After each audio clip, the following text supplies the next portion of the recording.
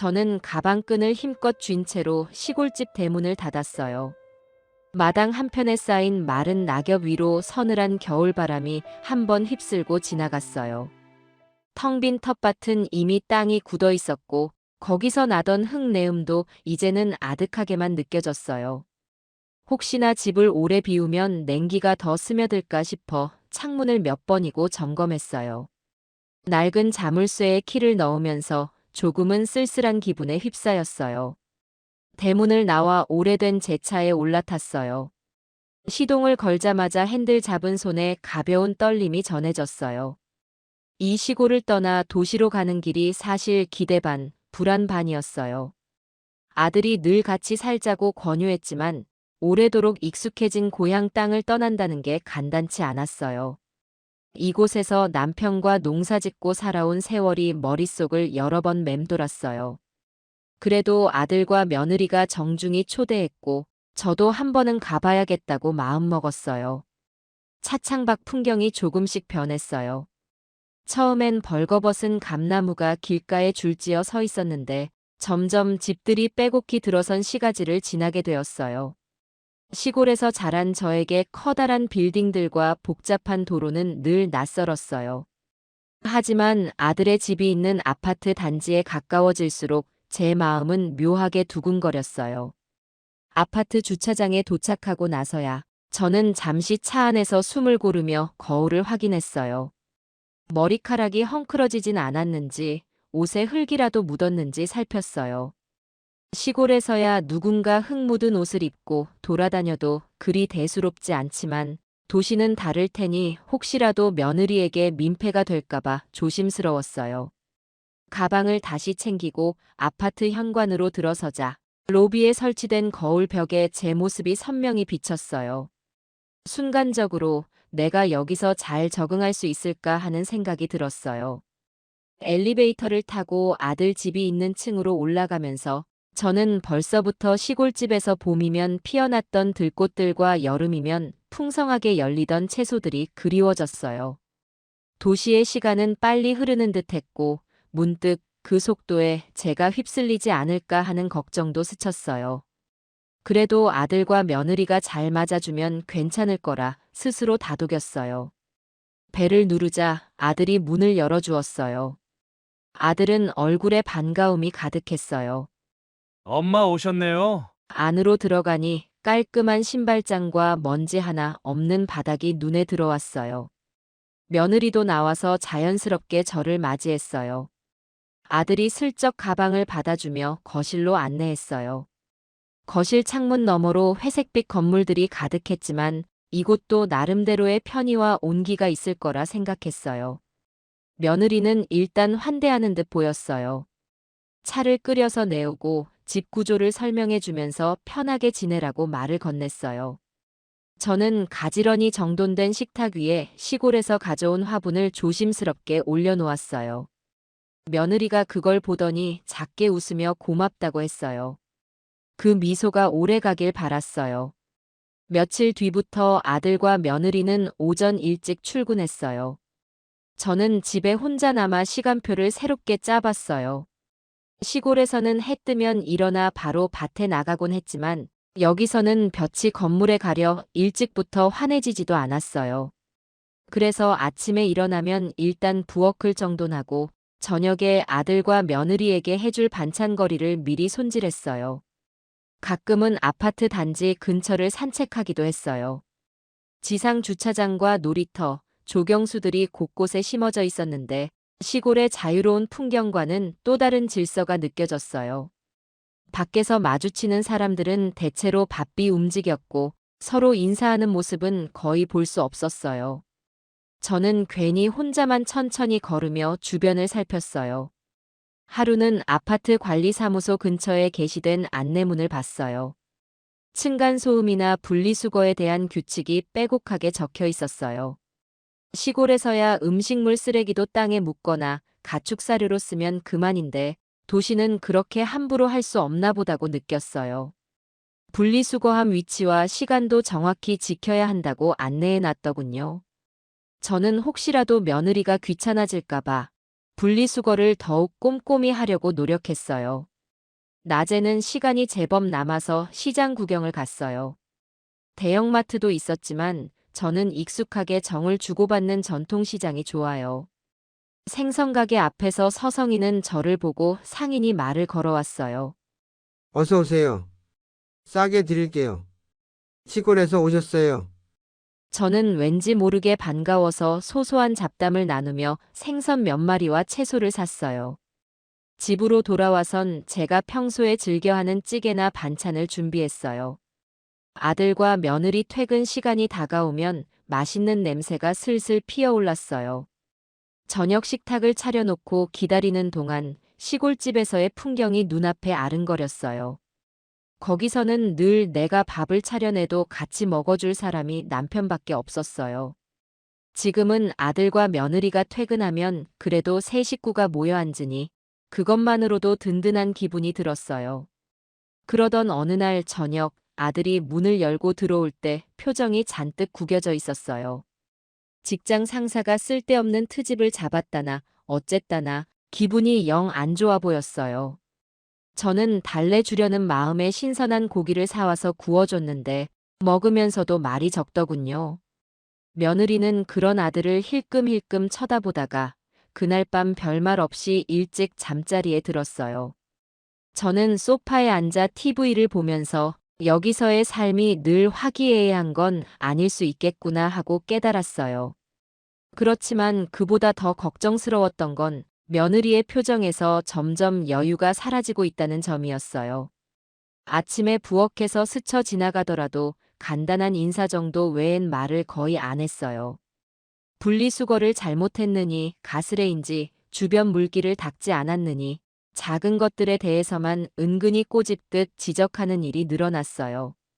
저는 굳이 따지고 들고 싶지 않아 알겠다고만 답하며 뒤처리를 했어요. 며느리와의 간격이 조금씩 생기는 걸 느끼면서도 저는 집안일을 더 깔끔히 하려고 애썼어요. 아침 식탁을 차릴 때도 흘리지 않게 조심했고 설거지를 마칠 때마다 싱크대를 말끔히 정돈했어요. 그런데도 며느리는 사소한 것에 신경을 곤두세우는 듯 했어요. 하루는 제가 밤중에 목이 말라 거실로 나왔어요. 부엌에서 물을 마시고 있는데 늦게까지 깨어있던 며느리가 거실 쪽으로 나오더군요. 순간 며느리의 얼굴이 잔뜩 찌푸려져 있었어요. 저는 피곤해서 그렇거니 했지만 며느리가 작게 한숨을 내쉬며 말하더군요. 내일 아침에 일찍 일어나려면 지금 조용히 해주셨으면 좋겠어요. 툭 내뱉고 방으로 들어가 버렸어요. 저는 왠지 모르게 서운한 기분이 들었어요. 발소리를 크게 낸 것도 아니고 그냥 물만 마셨을 뿐인데도 그렇게 예민하게 반응하는 게 이해가 안 갔어요. 다음 날 아침, 며느리는 또 아무 일 없었다는 듯이 회사에 갔고 아들은 여느 때처럼 바쁘게 출근 준비를 했어요. 전날 밤 일이 괜히 제 마음에 남아서 표정이 밝지 못했어요. 그날 오후에 장을 보고 돌아왔을 때 며느리가 일찍 퇴근을 했는지 집에 있었어요. 저는 조금 놀랐지만 반갑게 한마디 하려고 다가갔어요. 그런데 며느리는 갑자기 냉장고를 열어보더니 안에 있던 깍두기 통을 꺼내 흔들며 말했어요. 어머님, 이거 왜 뚜껑이 제대로 안 닫혔어요? 국물 다 흘러 있는 거 보세요. 저는 깜짝 놀라 다가가 보니 김치 국물이 살짝 새어 있더군요.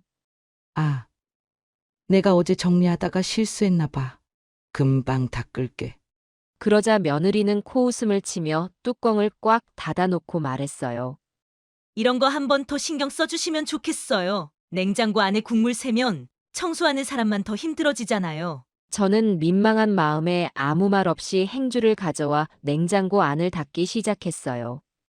그러고 나서 며느리가 더 불만스러운 표정을 지으며 저를 흘끗 봤어요. 저는 괜히 어색해진 기분에 싱크대 앞에 서 있었어요. 그때 며느리가 제게 접근해 조용한 목소리로 물었어요. 이 국 혹시 어머님 드시려고 남긴 거예요? 저는 살짝 겸연쩍게 대답했어요. 그렇긴 해. 어제 고깃국이 조금 남아서 못 버렸거든. 그 말이 떨어지자 며느리는 작게 비웃듯 고개를 돌렸어요. 저는 그 순간 며느리가 굳이 따지듯 질문한 이유를 알 것도 같고 모르겠기도 했어요. 며느리는 갑자기 시계를 보더니 아주 피곤한 표정으로 몇 마디를 더 이어갔어요. 아침에 드신 국을 왜 그대로 놔두신 건지 잘 모르겠어요. 제가 보기엔 벌써 상하기 직전 같아 보이는데 저는 솔직히 그 정도로 심각하지는 않다고 생각했어요. 나름 뚜껑 덮어서 냉장고에 뒀으니까요. 그래서 부드럽게 답했어요. 먹어봤는데 아직 괜찮던데. 내일 아침에나 먹으려고. 며느리는 더 이상 아무 말 없이 쭈뼛거리다가 방으로 들어갔어요. 남겨진 저는 부엌에 멍하니 서 있었어요. 별것 아닌 일인데도 한숨을 크게 쉬는 며느리의 모습이 머릿속에서 떠나지 않았어요. 이 집에 온 지 얼마 되지 않았는데 며느리가 제가 하는 행동을 예의주시하며 불편해한다는 게 점점 분명해졌어요. 그날 저녁 아들이 퇴근 후 집에 들어오자마자 일찌감치 샤워하러 들어갔어요. 저는 힘없는 목소리로 화장실 앞에서 말을 건넸어요. 요즘 좀 피곤해 보이네. 회사에서 힘든 일 있어? 아들은 물소리 너머로 답했어요. 조금 있어. 내일 얘기할게. 저는 괜히 속이 답답해져 거실 소파에 앉았어요. 리모컨으로 TV를 켰지만 무슨 프로그램이 나오는지도 제대로 보이지 않았어요. 딱히 특별한 사건이 있었던 건 아닌데 온종일 며느리의 예민한 분위기가 맴돌았고 그 기류가 저를 짓누르는 기분이 들었어요. 며칠 뒤 아들과 며느리 모두가 주말을 맞이해 집에 있었어요. 평소라면 간단히 외식이라도 하거나 함께 시장을 돌았을 텐데 지금은 서로 피곤함을 이유로 각자 방에 틀어박혀 있었어요. 저는 부엌에서 달걀말이를 하며 괜히 텅 빈 거실을 눈여겨봤어요. 조용한 공기 속에 그동안 여유롭게 대화했던 기억이 잘 떠오르지 않았어요. 그래도 아침을 준비해놓고 제 방에서 책을 읽으면서 시간을 보내다가 조금 늦은 점심 무렵이 되어서야 아들과 며느리가 거실로 나왔어요. 아들은 잠이 덜 깬 표정이었고 며느리는 뭔가 골똘히 생각하는 듯 시선을 바닥에 두고 있었어요. 저는 애써 자연스러운 목소리로 먼저 말을 건넸어요. 시장 가서 삼겹살 좀 사왔는데. 점심에 같이 구워 먹을까? 아들은 피곤한 얼굴로 고개를 끄덕였어요. 며느리는 작게 한숨을 내쉰 뒤 별다른 대답 없이 주방으로 가서 그릇을 꺼냈어요. 저는 괜히 마음이 불편해져서 재빠르게 불을 올리고 삼겹살을 구웠어요. 그러나 어쩐 일인지 즐겁게 식사하기가 쉽지 않았어요. 아들이 무심코 며느리에게 말했어요. 다음 주부터 야근이 좀 있을 것 같아. 나도 힘들 텐데 당신은 괜찮겠지? 며느리는 시큰둥하게 대꾸했어요. 회사 일이야 뭐 다 힘들지. 분위기가 더 묘해지는 것 같아서 저는 괜히 반찬을 이것저것 건네주며 분위기를 바꿔보려 했어요. 그러나 며느리는 별 흥미가 없는 듯 먹는 둥 마는 둥 했고 아들은 그런 며느리를 눈치 보며 흘끗 쳐다봤어요. 저도 밥맛이 별로 없었어요. 그날 오후 아들이 개인 볼일을 보러 잠시 외출하자 며느리는 거실 한쪽에 앉아서 폰을 만지작거렸어요. 저는 괜히 청소라도 하려고 청소기를 꺼냈어요. 그런데 며느리가 TV 소리를 끈 뒤 낮은 목소리로 조용히 말을 건넸어요. 주말마다 이렇게 집에서 식사 준비하시는 건 좋지만 저는 솔직히 편하지 않을 때가 있어요. 저는 예상치 못한 말에 약간 당황했어요. 무슨 의도인지 정확히 모르겠어서 살짝 기웃거리며 물었어요. 혹시 내가 뭘 잘못하고 있니? 며느리는 뚜렷한 답변 대신 한숨을 또 내쉰 뒤 핸드폰을 내려놓고 제게 시선을 돌렸어요. 그리고 나지막이 한마디를 덧붙였어요. 제가 휴식이 필요할 때도 있거든요. 어머님이 좋게 봐주시는 건 알지만 저도 주말에 쉬고 싶을 때가 있어요. 이렇게 음식을 자꾸 하시면 치우는 것도 신경 쓰이고. 저는 며느리의 말을 이해하려 했어요. 맞벌이 하는데 주말이면 밀린 잠도 자고 싶고 아무것도 안 하며 쉬고 싶을 수도 있겠다는 생각이 들었어요. 그래서 부드러운 톤으로 답했어요. 그렇구나. 앞으로는 좀 덜 번거롭게 준비할게. 그 대화 이후 집 안에서는 묘한 분위기가 이어졌어요. 며느리는 대놓고 불만을 드러내는 것은 아니지만 사소한 부분에서 예민하게 반응했고 저도 괜히 마음을 졸이면서 메일을 보냈어요. 아들은 회사에서 스트레스가 많아 보였고 집에 와서 며느리가 뾰로통하게 있으면 억지로 대화를 시도하다 포기하는 일이 잦았어요. 어느 날 오후 아들이 퇴근 후 며느리와 거실 테이블에서 조용히 얘기하는 걸 우연히 들었어요. 부부 문제인지 아니면 저와의 동거 문제인지 자세히는 몰랐지만 목소리가 낮아서 무슨 말을 하는지 정확히 들리지 않았어요. 다만 아들의 한숨과 며느리의 퉁명스러운 말투가 섞이면서 곧바로 대화가 매끄럽게 이어지지 않는다는 걸 느꼈어요. 이러면 안 되잖아. 아들이 작게 중얼거렸어요. 그 한마디가 거실을 휩싸고 있던 정적보다 더 무겁게 느껴졌어요. 저는 괜히 방 안에서 이 모든 상황이 제 탓인 것 같아 마음이 복잡해졌어요. 그리고 며칠 뒤 며느리의 출근이 한껏 빠르게 이루어졌던 어느 아침이었어요. 저는 새벽같이 일어나서 아침을 준비했지만 며느리는 대충 빵 한 조각으로 식사를 때우고 서둘러 집을 나섰어요. 아들은 차를 끌고 며느리와 따로 출근을 했고 저는 덩그러니 남겨진 부엌에 멈춰 서 있었어요.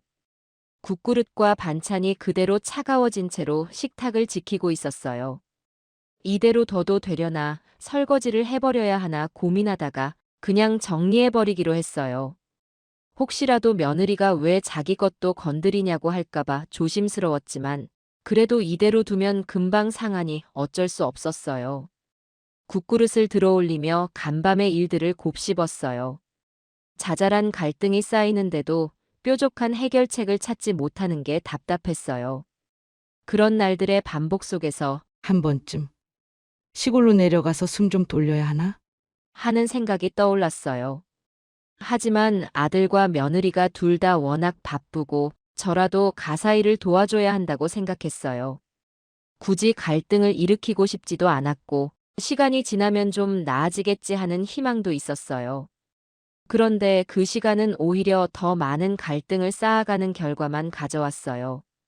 며느리의 표정은 날이 갈수록 어두워졌고 아들은 집에 오는 게 편치 않아 보였어요. 저는 그 사이에서 애매하게 치이면서도 어떻게든 문제가 커지지 않게 하려고 조용히 행동했어요. 아들이 밤늦게 귀가한 어느 날, 저는 거실에 앉아 그를 기다리고 있었어요. 아들은 집에 들어오자마자 양복 상의를 소파에 휙 던지고 한숨을 내쉬었어요. 저는 물 한 잔을 건네주며 작은 목소리로 속마음을 물었어요. 무슨 일 있어? 요즘 집사람하고 자꾸 어긋나는 것 같아. 아들은 물을 벌컥벌컥 마신 뒤 조용히 컵을 내려놓았어요. 회사 일이 바빠 죽겠는데 집에 와서도 숨 쉴 틈이 없어. 엄마도 눈치챘겠지만 요즘 아내가 유독 예민해졌어요. 저는 살짝 고개를 끄덕였어요. 뭔가 말해주고 싶었지만 딱히 떠오르지 않았어요. 아들은 더 깊이 한숨을 쉬더니 이어서 작게 중얼거렸어요. 둘이 직접 대화해 본 적은 있어요? 저는 작게 고개를 끄덕이기도 하고 애매하게 손을 저어 보이기도 했어요. 아들은 한동안 아무 말 없이 거실 창문 바깥을 쳐다봤어요. 마치 이 집안에 머물러 있는 공기가 본인에게만 지나치게 무겁게 내려앉은 듯한 표정이었어요. 곧 어떻게든 결단을 내려야겠어요. 지금처럼 지내다간 다들 힘들 거니까. 그 말에 저는 가슴이 쿵 내려앉았어요. 아들이 말하는 결단이 무엇을 의미하는지 딱히 묻지 않았지만 왠지 좋지 않은 방향으로 흘러갈 것 같은 불길한 예감이 들었어요. 그 뒤부터 아들과 며느리가 저녁 식탁에서 같이 앉는 시간이 더욱 줄어들었어요. 저는 혼자 조용히 식사를 하고 두 사람은 각자 식사를 대충 마친 뒤 방으로 들어가거나 잠시 외출하는 시기였어요. 어쩌다가 세 명이 모이면 괜스레 서로 눈치만 보다가 대화가 끊기는 경우가 허다했어요. 저는 속으로 이제 정말 한계가 온 건가 하고 느끼던 어느 날, 며느리가 갑작스레 오후 일찍 퇴근해서 집에 들어왔어요. 저도 마침 시장을 보고 돌아온 참이라 거실에서 마주쳤어요. 며느리는 피곤해 보였지만 뭔가 다급한 일을 처리해야 한다는 듯 부엌 쪽으로 향하면서 툭 내뱉었어요. 아직 저녁 준비 안 했죠? 저는 방금 시장 다녀왔다고 짧게 대답했어요. 멍하니 서 있는 저를 보다가 며느리가 갑자기 냉장고를 열어 국물 냄비를 꺼냈어요. 저는 그때 부엌 한가운데에 서 있었는데 며느리가 국 냄비를 싱크대에 내려놓으며 한숨을 또 내쉬었어요. 그리고 부정적인 기색이 담긴 목소리로 제게 작은 질문을 던졌어요. 이거 언제 끓인 거예요? 저는 새삼스럽게 느끼면서 대답했어요. 어제 저녁에. 왜? 이상하니? 며느리는 그 국 뚜껑을 열어 확인하곤 코끝을 찌푸렸어요. 그러더니 제게 말을 던졌어요. 이런 오래된 국 좀 치워주시면 좋겠어요. 굳이 남겨서 뭐 하려고요. 도시 가스비도 만만치 않은데 다시 데워 먹기만 해도 비용 낭비잖아요. 저는 적당한 변명을 못하고 그냥 고개를 끄덕였어요. 사실 시골에서는 웬만한 국은 조금 오래 두고 끓여 먹는 게 자연스럽기도 했어요. 하지만 여기서는 며느리가 그런 방식을 못 견디는 듯 보였어요. 저는 결국 그 냄비를 바로 싱크대에 옮기고 국물을 버렸어요. 그러는 동안 며느리는 뒷짐을 진 채 제 모습을 빤히 지켜봤어요. 저는 마음 한구석이 서늘해지는 걸 느끼며 부엌 주변을 조심스레 정리했어요. 그 후로 몇 분 동안 부엌에는 서로 아무 말도 없는 침묵이 흘렀어요. 밥솥에서 김이 모락모락 피어오르는 소리만 유독 크게 들렸어요. 아들은 그날 밤늦게 들어왔어요. 저는 며느리가 국을 버리라고 하던 일을 굳이 아들에게 말하지 않았어요. 그런데도 아들은 거실 분위기가 이미 심상치 않다는 걸 느낀 듯 했어요. 며느리가 방에 들어가 버린 뒤 아들은 저한테 다가와 낮은 목소리로 물었어요. 오늘 또 무슨 일이 있었어요? 저는 가볍게 고개를 가로저었어요. 별일 없었어. 그냥 식사 준비 중에 작은 해프닝이 있긴 했지만 괜찮아. 아들은 제 말을 믿기지 않는 듯 한숨을 내쉬며 소파에 주저앉았어요. 저는 괜히 걱정 끼치고 싶지 않아 더 자세히 말하지 않았어요. 그러나 며느리의 날선 태도는 점점 도드라져 가고 있었고 저도 이젠 많이 지쳐가고 있었어요. 이렇게 쌓여가는 사소한 갈등 속에서 저는 시골로 다시 내려가는 걸 점점 더 진지하게 고민하게 됐어요. 아들과 며느리가 서로 대화를 통해 문제를 해결하면 좋겠지만 오히려 작은 문제들이 엄청나게 큰 파도처럼 밀려오고 있다는 예감이 들었어요. 그날 밤 저는 방 안에 누워 천장을 바라봤어요. 시골집이라면 하늘에 별이 떠 있고 한적한 바람 소리가 들렸을 텐데 여긴 얇은 벽과 창문 너머로 도시의 불빛만 가득했어요. 며느리의 신경질적 태도와 아들의 푸념이 뒤섞여 머릿속을 맴돌았어요. 언제쯤이면 이 상황이 정리될까 하는 걱정이 꿈속까지 따라올 것만 같았어요. 아침 식사를 준비하던 어느 날, 저는 평소처럼 조용히 아들과 며느리를 기다렸어요. 간단한 국과 반찬 몇 가지, 밥을 차렸는데 아들은 잠이 덜 깬 얼굴로 식탁 앞에 앉았어요. 며느리는 한 손에 핸드폰을 쥔 채 뭔가 메시지를 확인하느라 정신이 없어 보였어요. 저도 크게 말을 걸지는 않고 그저 밥그릇과 숟가락을 조용히 건네주었어요. 식사를 시작하려는 찰나 제가 밥을 입에 넣다가 그만 한 알 정도의 밥풀이 흘러내렸어요. 바로 티슈로 닦으려 했는데 며느리가 그 장면을 보더니 험악한 표정으로 쳐다봤어요. 저는 속으로 이것도 괜히 갈등으로 번지겠구나 하고 직감했어요. 아들이 쌀쌀한 분위기를 감지했는지 며느리 쪽으로 시선을 보냈어요. 그런데 며느리는 잠시도 참지 못하고 입을 열었어요.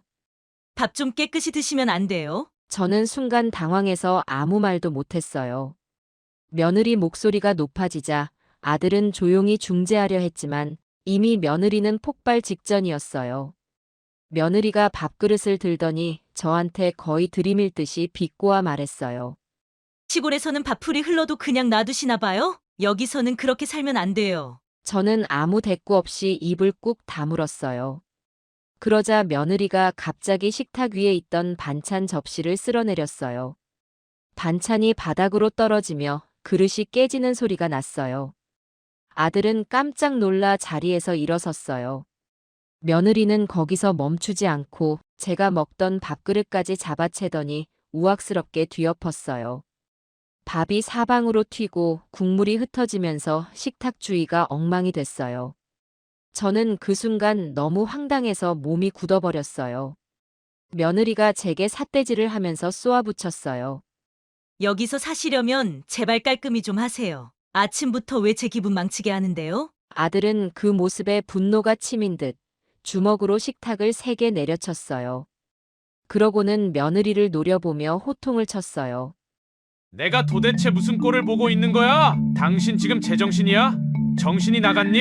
내 엄마가 여기까지 올라와서 당신 도와주겠다고 한 거 그거 전혀 고맙게 생각 안 해? 밥풀 몇 개 흘렸다고 그걸로 이렇게까지 화를 내야겠어? 당신이 지금 하고 있는 짓이 대체 뭐냐고? 당신이 그렇게 성질 부릴 자격이 있는 줄 알아?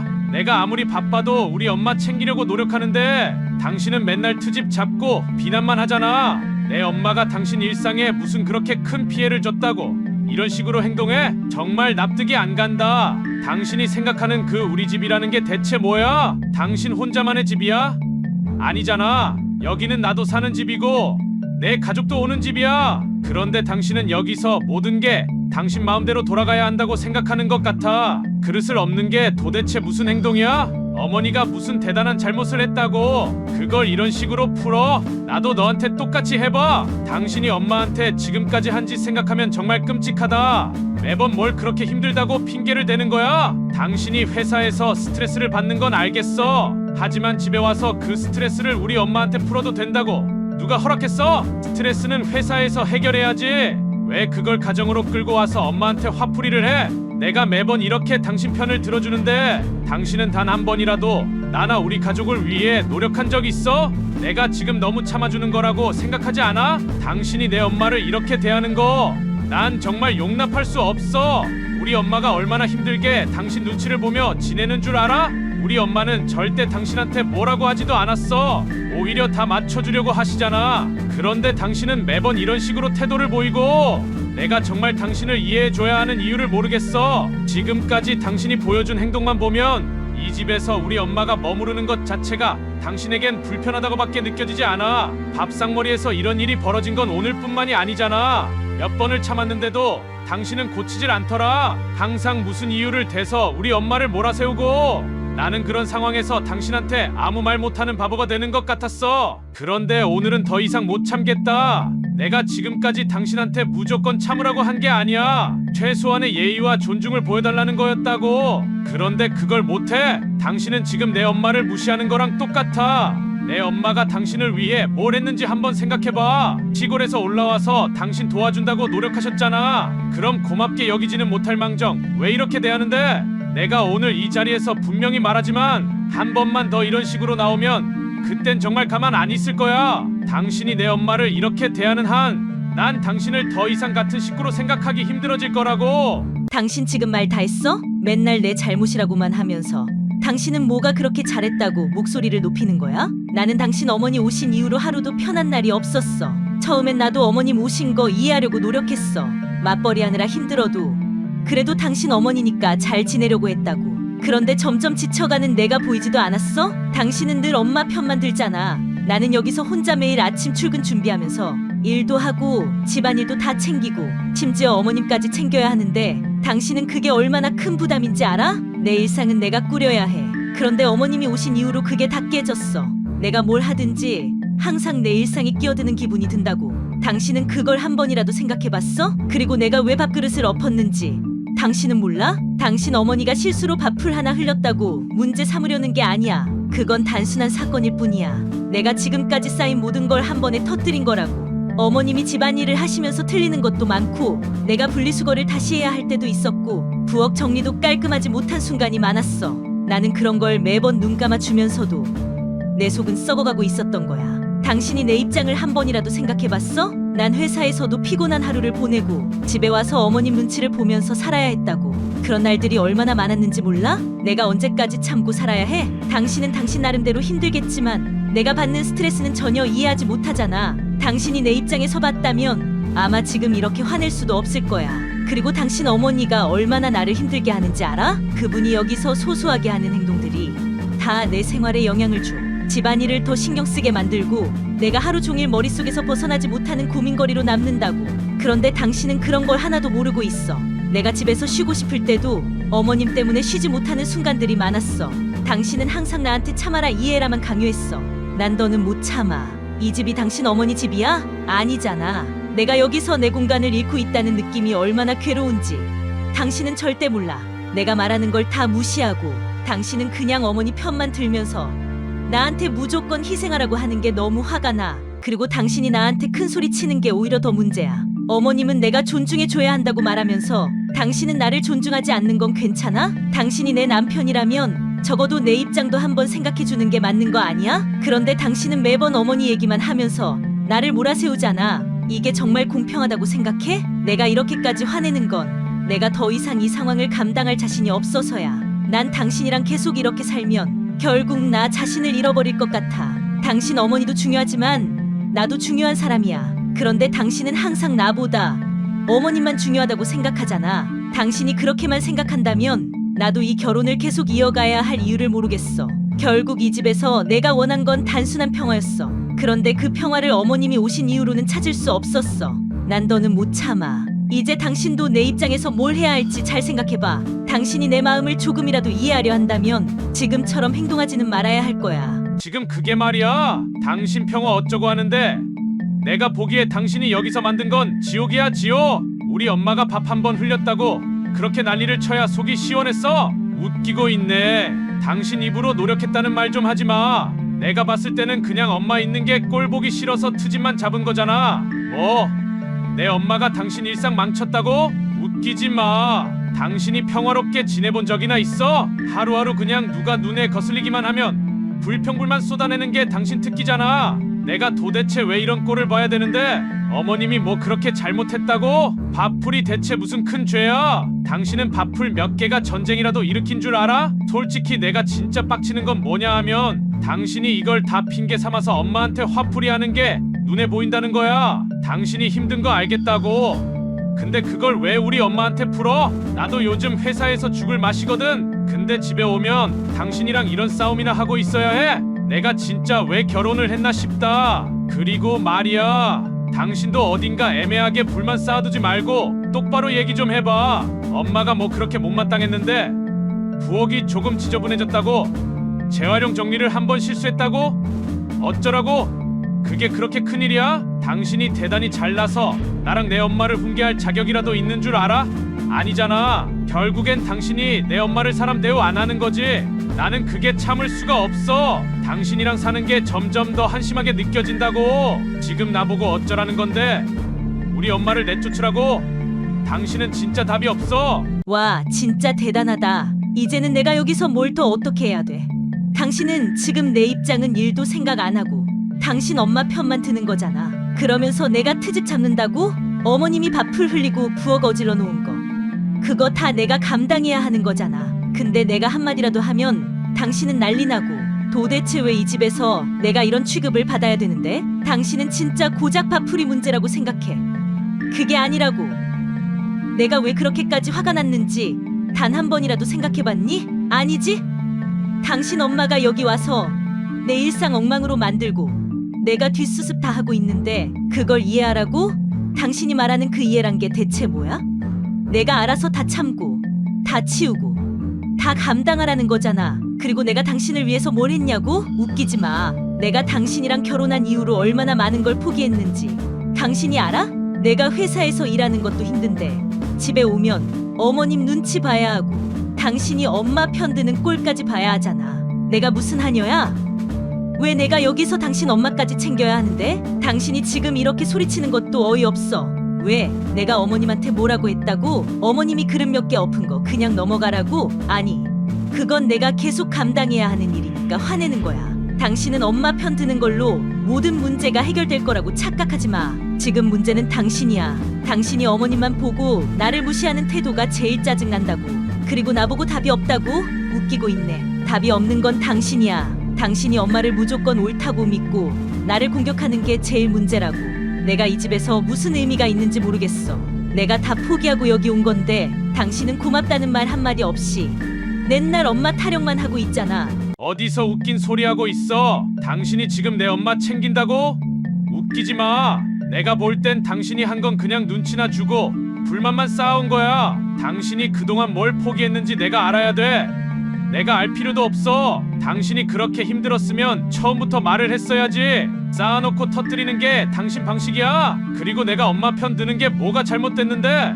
내 엄마잖아. 당신은 내 엄마를 대놓고 무시해도 된다고 생각하는 거야? 밥풀이 문제 아니라고. 그래, 밥풀이 아니라도 당신은 계속 똑같았어. 뭘 해도 불만, 뭘 해도 짜증. 내가 이 상황을 왜 계속 참아야 되는데? 내가 진짜 당신이랑 대화할 의욕이 다 떨어질 정도야. 당신은 지금 자기가 피해자인 척하지만 내가 보기엔 당신이 제일 이기적인 사람이야. 내가 엄마를 챙기는 걸로 뭐가 그렇게 불편해? 당신이 원하는 건 내가 엄마를 쫓아내는 거잖아. 그냥 솔직히 말해봐. 엄마가 떠났으면 좋겠다고. 그렇다고 당신이 편해질 것 같아?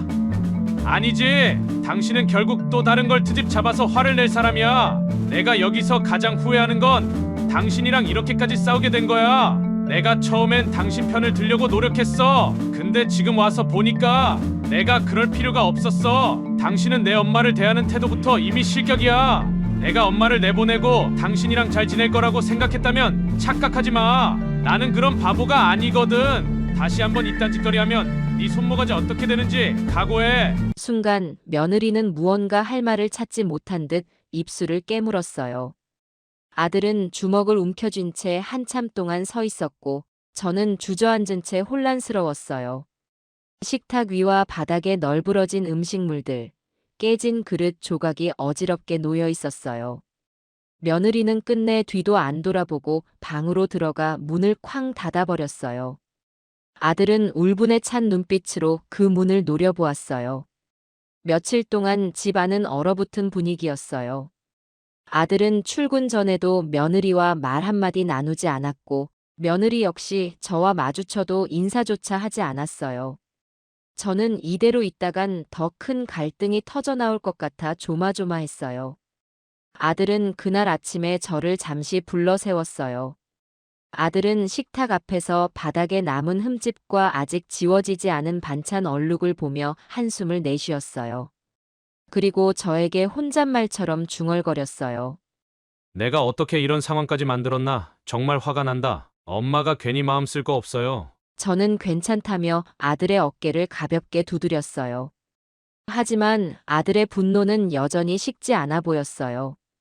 며느리가 출근 준비를 하느라 서둘러 나오더니 저희와 눈이 마주치자마자 다른 길로 돌아갔어요. 저도 그저 고개를 숙인 채 아무 말 없이 물러섰어요. 점심 무렵 집안에 혼자 남은 저는 멍하니 거실 창문을 바라봤어요. 바깥에는 높은 빌딩 사이로 바삐 움직이는 차들이 많았어요.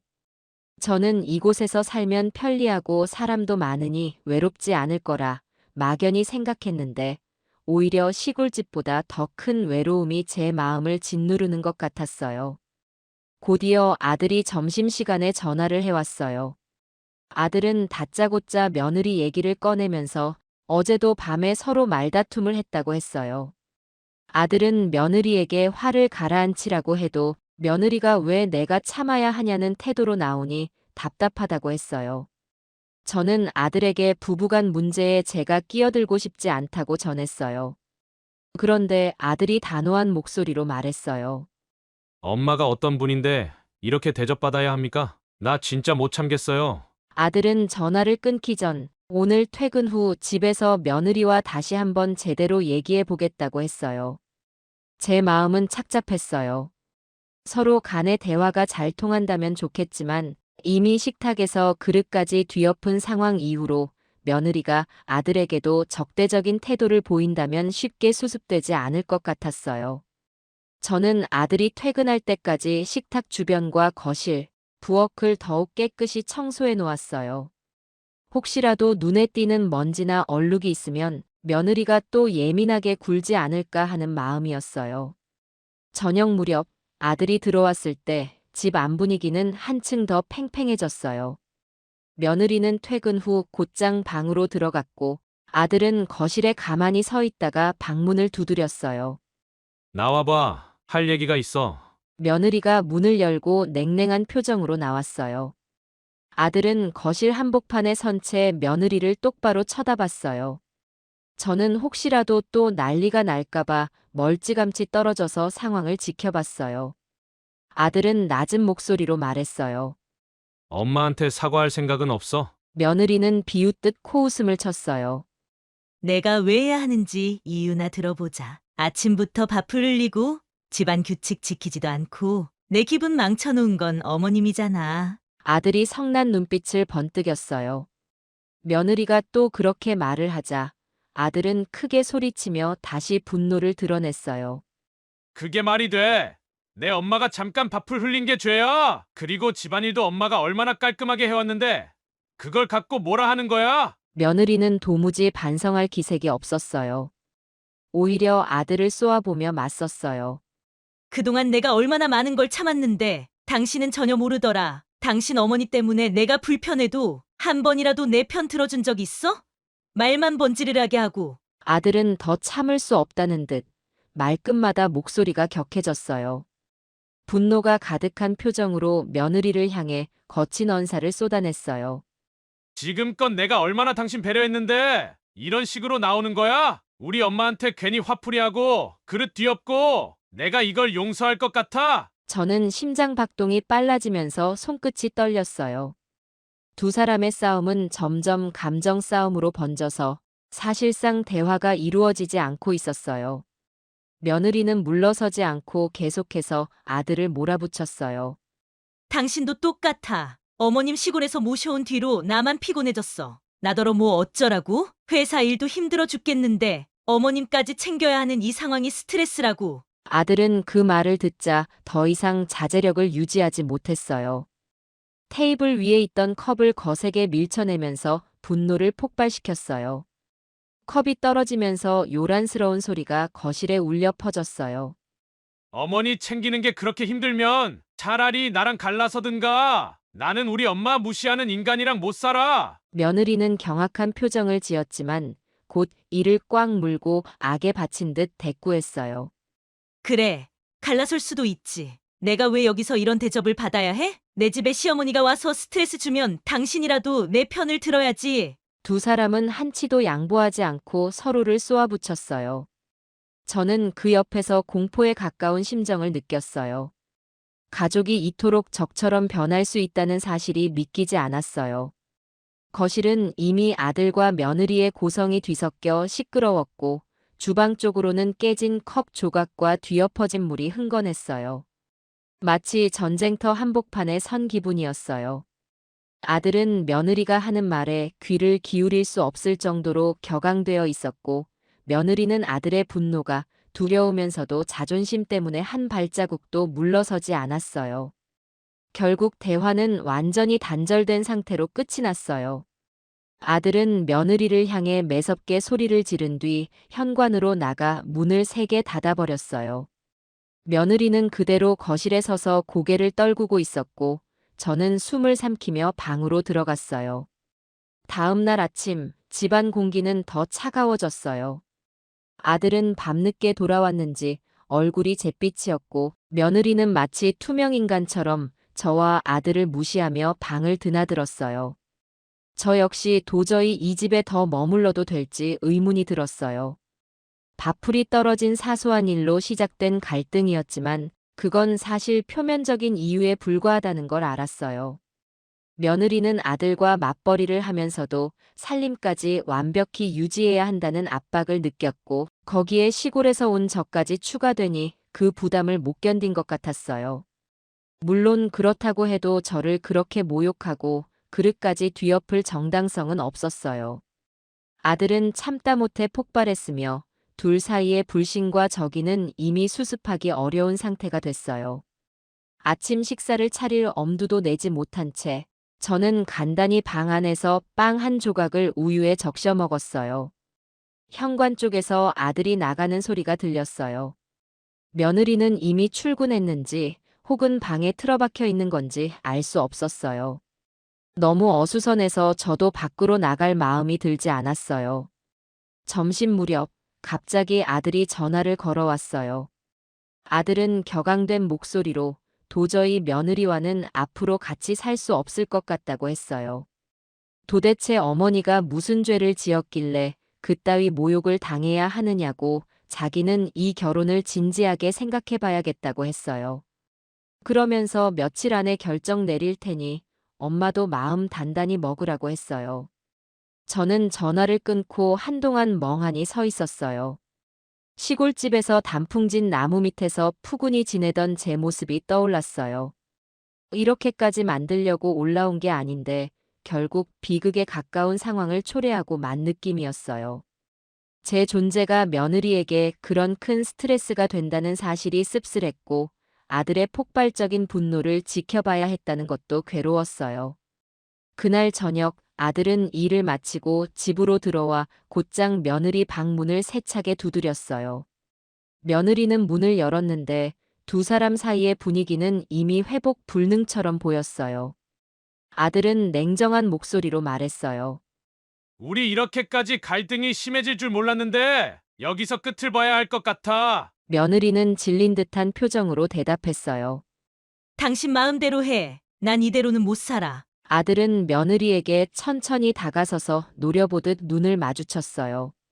엄마가 무슨 대단한 죄를 지은 것도 아니야. 내 눈앞에서 밥그릇을 엎고 엄마에게 삿대질하고 막말한 건 도저히 용납 못해. 며느리는 코웃음을 치면서 비아냥대는 말투로 대꾸했어요.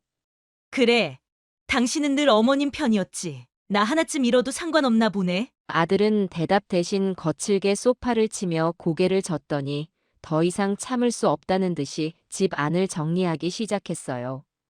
옷장에 들어있던 짐 중 일부를 캐리어에 담아냈고 중요한 서류와 전자기기 등을 챙겼어요. 그리고 저에게 다가와 말씀했어요. 엄마, 나 그냥 나가서 숙소 잡을게요. 여기선 도저히 못 살겠습니다. 저는 아들의 표정에서 슬픔과 분노가 뒤섞인 복잡한 감정을 읽을 수 있었어요.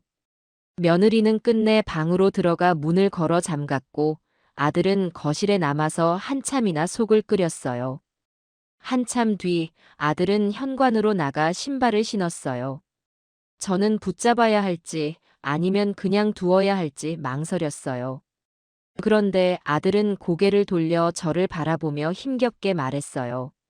엄마도 여기서 마음고생하지 말고 시골로 다시 돌아가는 게 나을 것 같아요. 저는 대답 대신 고개만 끄덕였어요.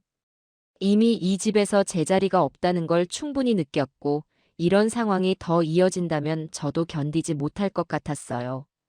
아들이 현관문을 열고 밖으로 나가자 거실에는 깊은 정적이 내려앉았어요. 며느리는 방 안에서 아무 소리도 내지 않았어요. 마치 모든 게 끝나버렸다는 식의 정적이었어요. 저는 거실 한가운데 멈춰서서 이곳에 온 이후로 겪은 모든 일을 곱씹었어요. 처음 도시로 올라올 때 아들과 며느리와 함께 밝은 미래를 꿈꿨어요. 그런데 그 기대는 무너져 내렸어요. 식탁에 밥풀이 떨어진 사소한 일로 시작된 갈등이 사실은 며느리의 누적된 불만과 피로, 그리고 아들의 분노를 드러내는 계기가 되었어요.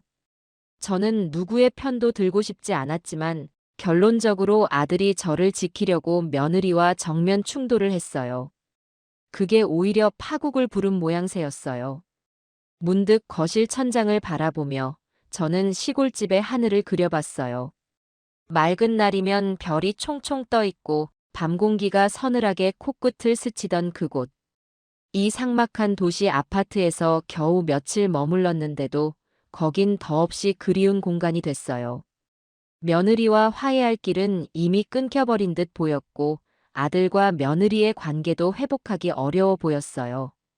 결국 한참이 지난 뒤에 저는 천천히 짐을 챙기기 시작했어요. 제 옷가지와 자잘한 물건들을 가방에 넣으면서 다시 시골로 돌아갈 날을 기약해야 한다고 마음먹었어요.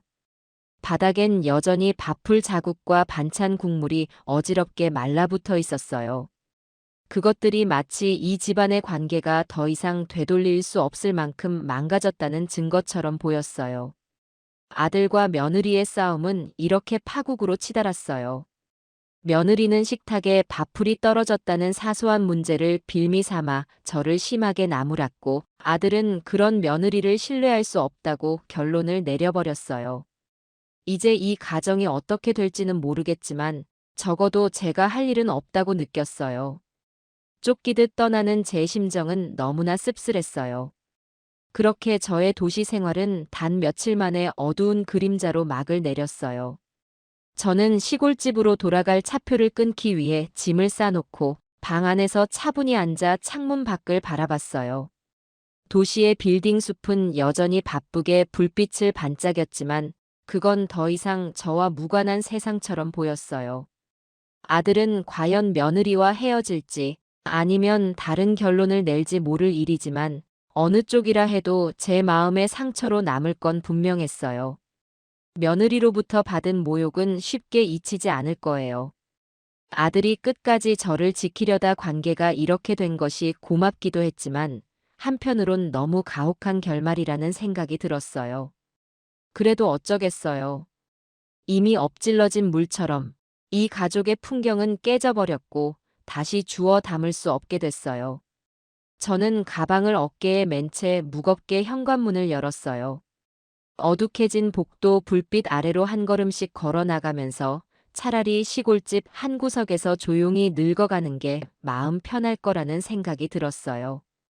그렇게 저는 다시 시골로 돌아갈 준비를 하며 남아있는 마지막 짐가방을 질끈 동여맸어요. 건조한 도시 공기를 뒤로하고 텅 빈 복도를 걷는 동안 자꾸만 눈물이 맺혔지만 돌이킬 수도 없고 돌이키고 싶지도 않은 현실이었어요.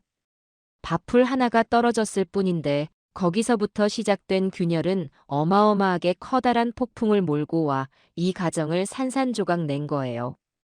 저는 아들의 목소리가 귓가에서 메아리치는 것만 같았어요. 며느리를 개박살내듯 몰아붙이던 그 분노, 그리고 식지 않는 격앙 속에서 흔들리던 아들의 눈빛을 떠올리니 마음이 죄어왔어요. 하지만 시간은 되돌릴 수 없고 며느리 역시 한 발짝도 물러서지 않았어요. 결국 이 지옥 같은 결말은 모두가 원하지 않았던 불행이지만 동시에 서로가 만든 파멸이기도 했어요. 이제는 길을 떠나 시골집 문을 다시 열어야 해요. 아들에게 무슨 일이 닥치든 며느리가 어떻게 행동하든 그건 두 사람 몫이겠지요. 저는 그저 다시 흙이 밟히는 고향 땅에 내려가 그곳에서 주름진 손으로 텃밭을 가꾸며 조용히 지낼 거예요. 혹시 시간이 지나 마음이 조금이라도 누그러지면 언젠가는 아들이 저를 찾아올지도 몰라요. 그러나 며느리와는 더 이상 볼 일이 없을 것 같아요. 밥풀을 흘린 제가 그렇게 큰 죄인인 양 몰아붙였던 그 눈빛과 태도는 제 가슴에 상흔처럼 남았어요. 마지막으로 아파트 현관문 앞에 섰어요. 뒤를 돌아보니 적막한 집안, 저는 거기서 들려오는 음산한 정적을 느꼈어요. 시골에서 올라오며 꿈꿨던 화목한 식사가 이 지경으로 끝나버렸어요. 한 방울의 밥풀이 떨어진 것처럼 아주 사소한 틈에서 시작된 갈등이 결국엔 아들과 며느리를 갈라놓고 저도 다시 시골로 되돌려 보냈어요. 저는 무거운 발걸음으로 엘리베이터를 탔어요. 문이 닫히는 순간 제 마음속에서는 복잡한 후회와 체념이 뒤섞였어요. 그래도 돌이킬 길이 없다면 빨리 정리하는 것이 나을지도 모르겠어요. 아들은 분노와 배신감을 어떻게 추스를지, 며느리는 어떤 길을 택할지 알 수 없지만 적어도 저는 이제 다시는 이 도시의 빌딩 숲속으로 올라오지 않을 거예요. 그렇게 긴 여정을 마치고 저는 다시 시골로 내려갈 거예요. 아파트라는 낯선 공간에서 깨진 밥그릇과 튀어오른 밥풀, 그리고 아들과 며느리의 돌이킬 수 없는 폭발을 뒤로 한 채 홀가분하다고 하기엔 너무나 씁쓸하고 공허한 마음이었어요. 하지만 적어도 제 삶은 다시 고요한 땅으로 되돌아갈 거예요. 그게 이 지친 감정에 조금이나마 위안이 될 거라 믿어요. 여러분은 제 상황이었으면 어떠셨을 것 같나요? 며느리의 집에 온 시어머니로서 갈등을 피하려고 애쓰며 살아가는 게 옳았을까요? 아니면 처음부터 분명하게 제자리를 주장했어야 했을까요? 돌아보면 제가 너무 많은 걸 참고 넘기려고만 했던 게 문제였던 것 같기도 해요. 어쩌면 조금 더 일찍 제 속마음을 털어놓고 아들과 며느리 모두와 솔직하게 대화했더라면 결과가 달라졌을지도 모르죠. 하지만 그때마다 이건 잠깐일 거야. 참는 게 가족을 위한 거야 라고 제 자신을 설득했어요. 그게 결국엔 저를 더 외롭게 만들었고 관계를 이렇게까지 끌고 온 원인이 아니었을까 싶어요. 여러분이라면 어떻게 하셨을까요? 시어머니로서, 며느리로서, 혹은 아들로서요. 과연 가족이라는 이유만으로 이런 상황을 감내해야 하는 걸까요? 아니면 가족이라는 이유로 더 큰 이해와 노력을 요구해야 하는 걸까요? 저는 시골로 돌아와 제 삶을 다시 정비하고 있습니다. 아들은 결국 며느리와 이혼했다고 하더군요. 처음엔 그 소식을 듣고 마음이 무척 무거웠지만 시간이 지나며 어쩌면 서로에게 필요한 결단이었을지도 모르겠다는 생각이 들었습니다. 저와의 갈등이 결국 두 사람의 관계까지 흔들리게 만든 건 아닌가 싶어 여전히 미안한 마음이 남아있지만 이제는 그저 아들이 스스로의 삶을 다시 찾아가길 바랄 뿐입니다. 비록 가족 사이의 갈등을 해결하지 못하고 떠났지만 이 이야기가 여러분에게는 어떤 해답이나 위로가 될 수 있기를 바랍니다. 남편과 사별하고 3년이란 시간이 흘렀습니다. 72세의 나이에도 혼자 살면서 아침이면 일찍 일어나 동네 한 바퀴를 돌며 건강관리도 잘하고 있었고 복지관에서 친구들과 만나 점심도 먹고 운동도 하면서 외롭지 않게 지내고 있었습니다. 특히 매주 목요일이면 평생학습관에서 하는 스마트폰 교육도 빠지지 않고 다녔습니다. 이수진 여사는 우리 동네에서 제일 열심히 사시는 분이야. 이렇게 칭찬해주는 이웃들도 많았습니다. 그러던 어느 날 아들 정민이 찾아왔습니다. 어머니, 저희 집으로 오세요. 난 여기서 잘 지내고 있는데 왜? 어머니가 혼자 계시다가 쓰러지기라도 하면 어떡해요.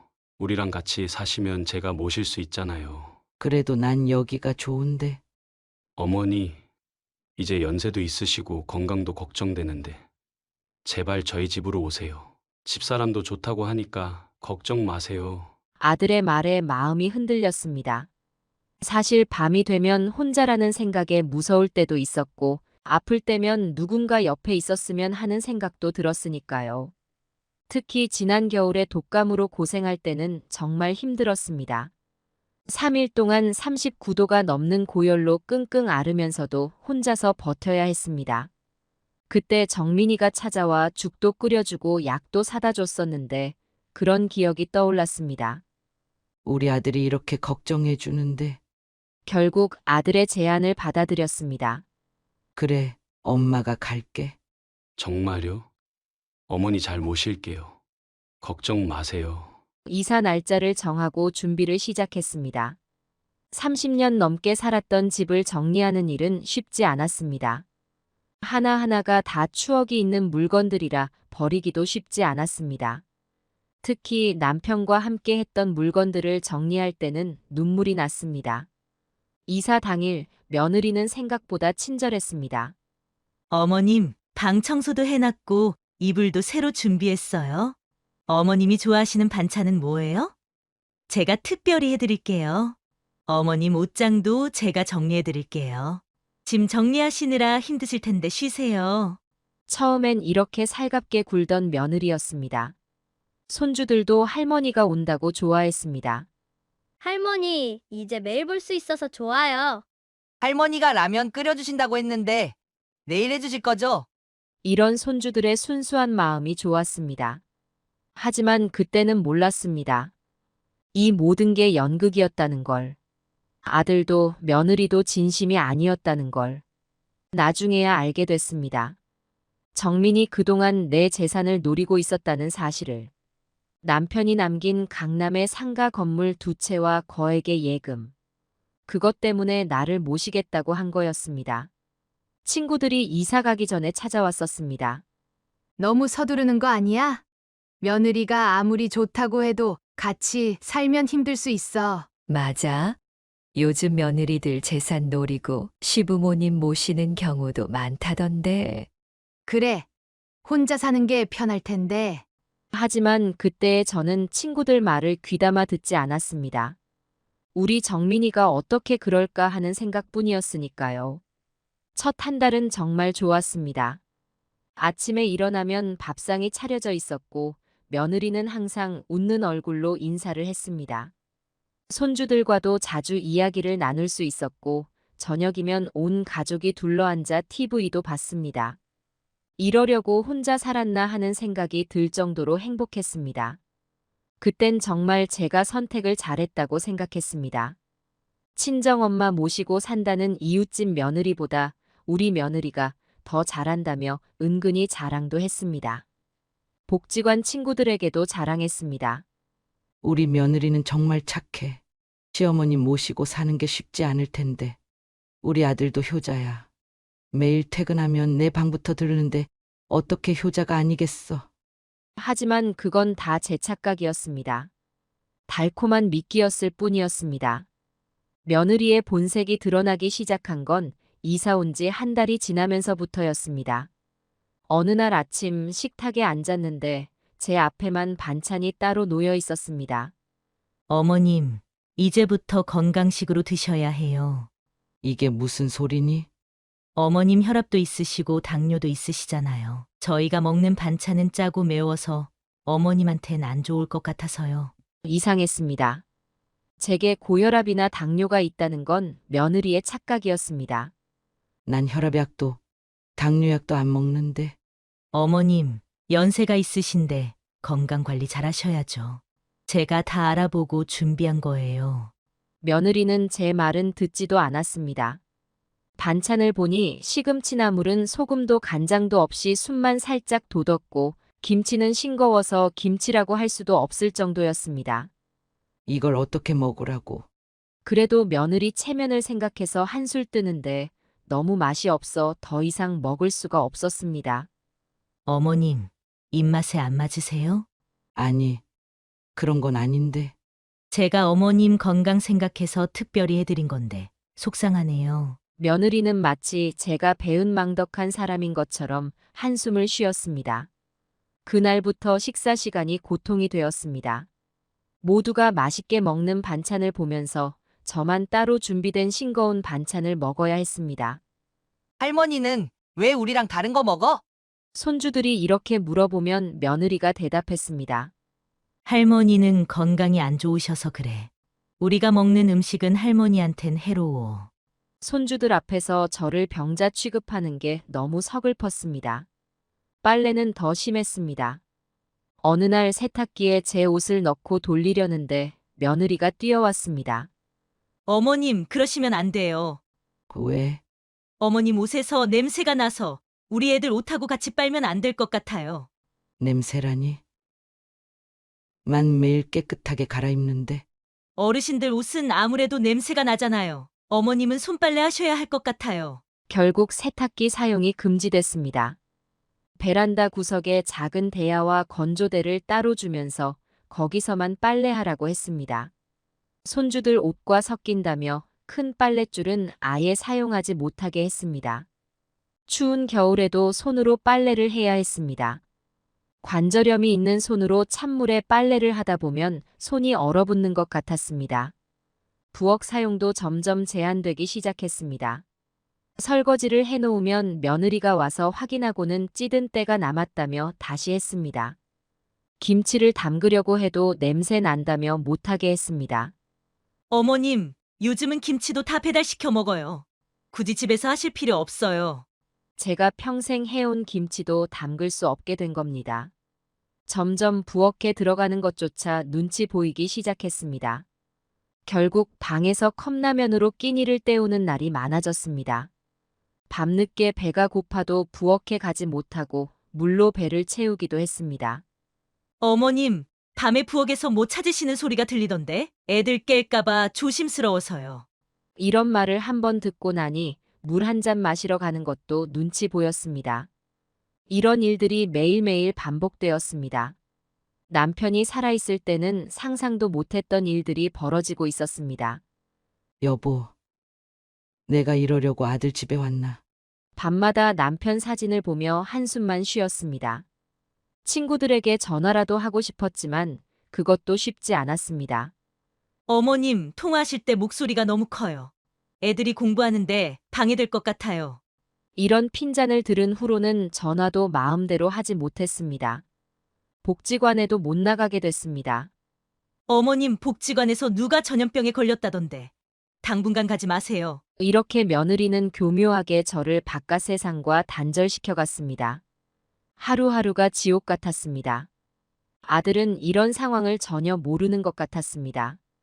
퇴근하고 들어오면 며느리는 변신했습니다. 여보, 어머님 저녁 진지 잡수셨어? 아까 일찍 드셨어? 이렇게 며느리는 아들 앞에서는 완벽한 며느리 연기를 했습니다. 며느리의 행동은 날이 갈수록 더 심해졌습니다. 특히 손주들과의 관계를 끊으려 했던 일이 가장 가슴 아팠습니다. 처음엔 손주들이 자주 제 방을 찾아왔습니다. 할머니, 옛날 이야기 해주세요. 할머니, 저 학교에서 상 받았어요. 이렇게 찾아오는 게 제겐 하루 중 가장 행복한 시간이었습니다. 하지만 며느리는 이마저도 허락하지 않았습니다. 애들아, 할머니 방에 가면 안 돼. 왜요? 할머니가 옛날 얘기하면서 시간 잡아먹으면 공부는 언제 하니? 지금은 공부할 시간이야. 아이들은 점점 제 방에 오지 않게 되었습니다. 어쩌다 마주쳐도 인사만 하고 지나갔습니다. 손주들에게 과자라도 사주면 며느리가 바로 뺏어갔습니다. 어머님, 애들 간식은 제가 알아서 할게요. 할머니가 사주시는 것들은 다 충치 생기는 거잖아요. 제가 사준 과자를 쓰레기통에 던져버리는 걸 보고도 아무 말도 할 수 없었습니다. 용돈을 주려고 해도 마찬가지였습니다. 어머님, 애들 용돈은 절대 주시면 안 돼요. 제가 통장에 모아두고 있으니까 그냥 저한테 주세요. 결국 손주들과는 완전히 멀어지고 말았습니다. 가장 힘든 날은 며느리 친정 어머니가 오는 날이었습니다. 아침부터 며느리가 들어와 말했습니다. 어머님, 오늘 우리 엄마 오시거든요. 방에만 계세요. 왜? 우리 엄마가 불편해하실 것 같아서요. 화장실도 우리 엄마 계실 때는 가지 마세요. 그날은 정말 죄인이 된 것 같았습니다. 화장실도 며느리가 정해준 시간에만 갈 수 있었고 밥도 방에서 혼자 먹어야 했습니다. 친정 어머니가 오면 며느리는 완전히 달라졌습니다. 엄마, 이거 백화점에서 산 거예요. 엄마, 오늘은 제가 특별히 준비한 거예요. 안싸도는 거실 소파에 앉아 며느리가 끓여주는 커피를 마시며 TV를 봤습니다. 저는 그 소리를 들으며 방 안에만 있어야 했습니다. 친구들과의 교류도 완전히 차단됐습니다. 복지관에서 친하게 지내던 김 여사가 찾아왔을 때였습니다. 초인종이 울리자 며느리가 나가서 대답했습니다. 어머님은 지금 안 계세요. 병원 검진 가셨어요. 저는 방 안에서 그 소리를 들으며 가슴이 아팠습니다. 친구의 발걸음이 멀어지는 소리를 들으며 눈물만 흘렸습니다. 전화도 마찬가지였습니다. 친구들이 걸어온 전화를 며느리가 받으면 늘 같은 대답이었습니다. 어머님이 지금 병원에서 검사 중이세요. 어머님이 지금 주무시는데 나중에 전화해 주세요. 핸드폰으로 오는 전화도 받지 못하게 됐습니다. 어머님, 사기 전화가 많다던데 조심하셔야죠. 전화 오면 저한테 주세요. 이렇게 해서 바깥 세상과 완전히 단절됐습니다. 창밖을 보며 하늘만 바라보는 날이 많아졌습니다. 창문 너머로 보이는 복지관에서는 친구들이 이야기꽃을 피우고 있었습니다. 저도 저기서 웃고 떠들던 때가 있었는데 이제는 그저 창문으로 보기만 할 뿐입니다. 밤이면 더 외로웠습니다. 텔레비전 소리와 손주들 웃음소리가 들려왔지만 저는 그저 방 안에서 혼자 있어야 했습니다. 하지만 아들에게 이런 이야기를 할 수도 없었습니다. 어머니, 우리 집에서 편하게 사세요. 퇴근하고 들어온 아들이 이렇게 말하면 아무 말도 할 수 없었습니다. 아들은 며느리의 이런 행동을 전혀 모르는 것 같았습니다. 아니, 어쩌면 알면서도 모른 척하는 건지도 모르겠습니다. 이제는 그것조차 구분이 되지 않았습니다. 매일매일이 감옥 같았습니다. 창살 없는 감옥에 갇혀 하루하루를 보내고 있었습니다. 이러다가 정말 치매라도 걸리는 거 아닐까? 이런 생각이 들 때도 많았습니다. 하지만 이게 끝이 아니었습니다. 며느리의 악랄함은 이제 시작에 불과했다는 걸 그때는 몰랐습니다. 며느리의 돈 요구는 어느 날 갑자기 시작됐습니다. 퇴근하고 온 아들이 방에 들어와 이야기를 꺼냈습니다. 어머니, 제가 좀 어려운 부탁을 드리려고 해요. 무슨 일인데? 사실 제가 카드 값을 좀 연체했어요. 옆에 있던 며느리가 말을 이었습니다. 어머님, 500만 원만 빌려주세요. 다음 달에 꼭 갚을게요. 순간 이상한 느낌이 들었습니다. 아들이 카드값 때문에 그럴 리가 없었습니다. 대기업에서 월급도 많이 받는데. 하지만 거절하기가 쉽지 않았습니다. 알았어. 내일 통장에서 찾아줄게. 이게 시작이었습니다. 그 후로 돈 요구는 계속됐습니다. 한 달 뒤, 이번에는 손주들 학원비라며 1,000만 원을 요구했습니다. 어머님, 요즘 학원비가 너무 비싸서요. 애들 교육비 때문에 힘들어요. 그렇게 많이? 영어학원에 수학학원, 피아노, 미술 다 합치면 애들 한 명당 100만 원이 넘어요. 이번에도 어쩔 수 없이 돈을 주고 말았습니다. 그러다 우연히 알게 됐습니다. 손주들이 다니는 학원이 2군데뿐이라는 걸. 며느리가 거짓말을 한 거였습니다. 하지만 이미 돈은 건네준 뒤였습니다. 그 다음엔 더 황당한 요구를 해왔습니다. 어머님, 우리 친정 조카가 이번에 결혼해요. 축의금 좀 도와주세요. 친정 조카 결혼식 축의금을 왜 내가? 어머님도 우리 식구잖아요. 가족끼리 돕고 살아야죠. 이런 식으로 매달 돈 요구가 이어졌습니다. 거절하면 며느리의 행동이 더 심해졌습니다. 밥상에 반찬이 더 줄어들고 빨래는 더 구석으로 밀려났습니다. 그러던 어느 날이었습니다. 밤늦게 화장실에 가려고 방문을 열었을 때였습니다. 거실에서 아들 내외가 이야기하는 소리가 들렸습니다. 여보, 이제 어머님 요양원으로 모실 때가 된 것 같아. 그래, 나도 그 생각이야. 순간 귀를 의심했습니다. 내가 알아본 요양원이 있는데 시설도 좋고 의사도 있대. 거기로 모시면 될 것 같아. 근데 어머니가 안 가시려고 할 텐데. 그래서 내가 병원 측이랑 얘기를 해뒀어. 치매 진단만 받으면 후견인 신청도 가능하대.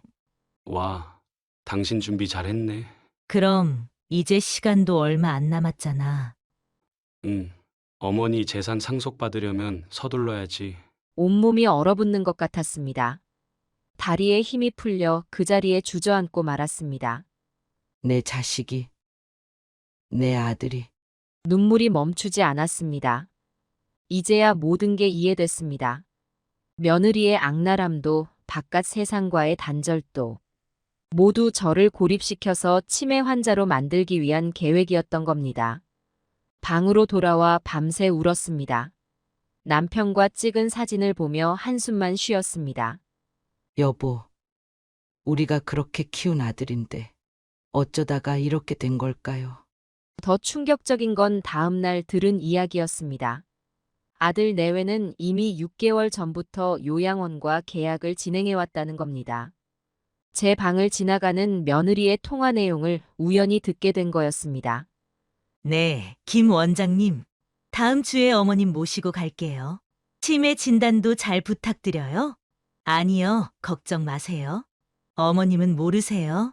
깜짝 선물이 될 거예요. 깜짝 선물이라. 제 인생을 통째로 빼앗으려는 계획을 그렇게 표현하다니. 이제 와서 보니 모든 게 계획적이었습니다.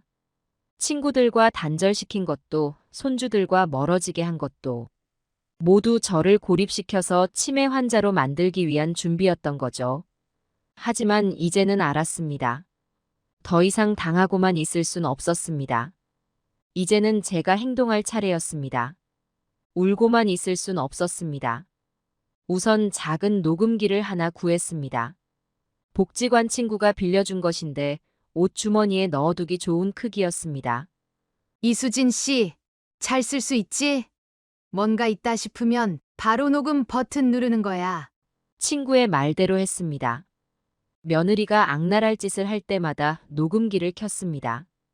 어머님, 오늘부터는 아예 부엌에 들어오지 마세요. 어르신 냄새 때문에 식구들이 밥맛이 없대요. 어머님, 친구분들 전화 좀 그만 받으세요. 수다 떠시는 것도 한두 번이지. 이런 말들이 하나하나 녹음됐습니다. 특히 중요한 건 돈 요구하는 장면이었습니다. 어머님, 애들 학원비 때문에 너무 힘들어요.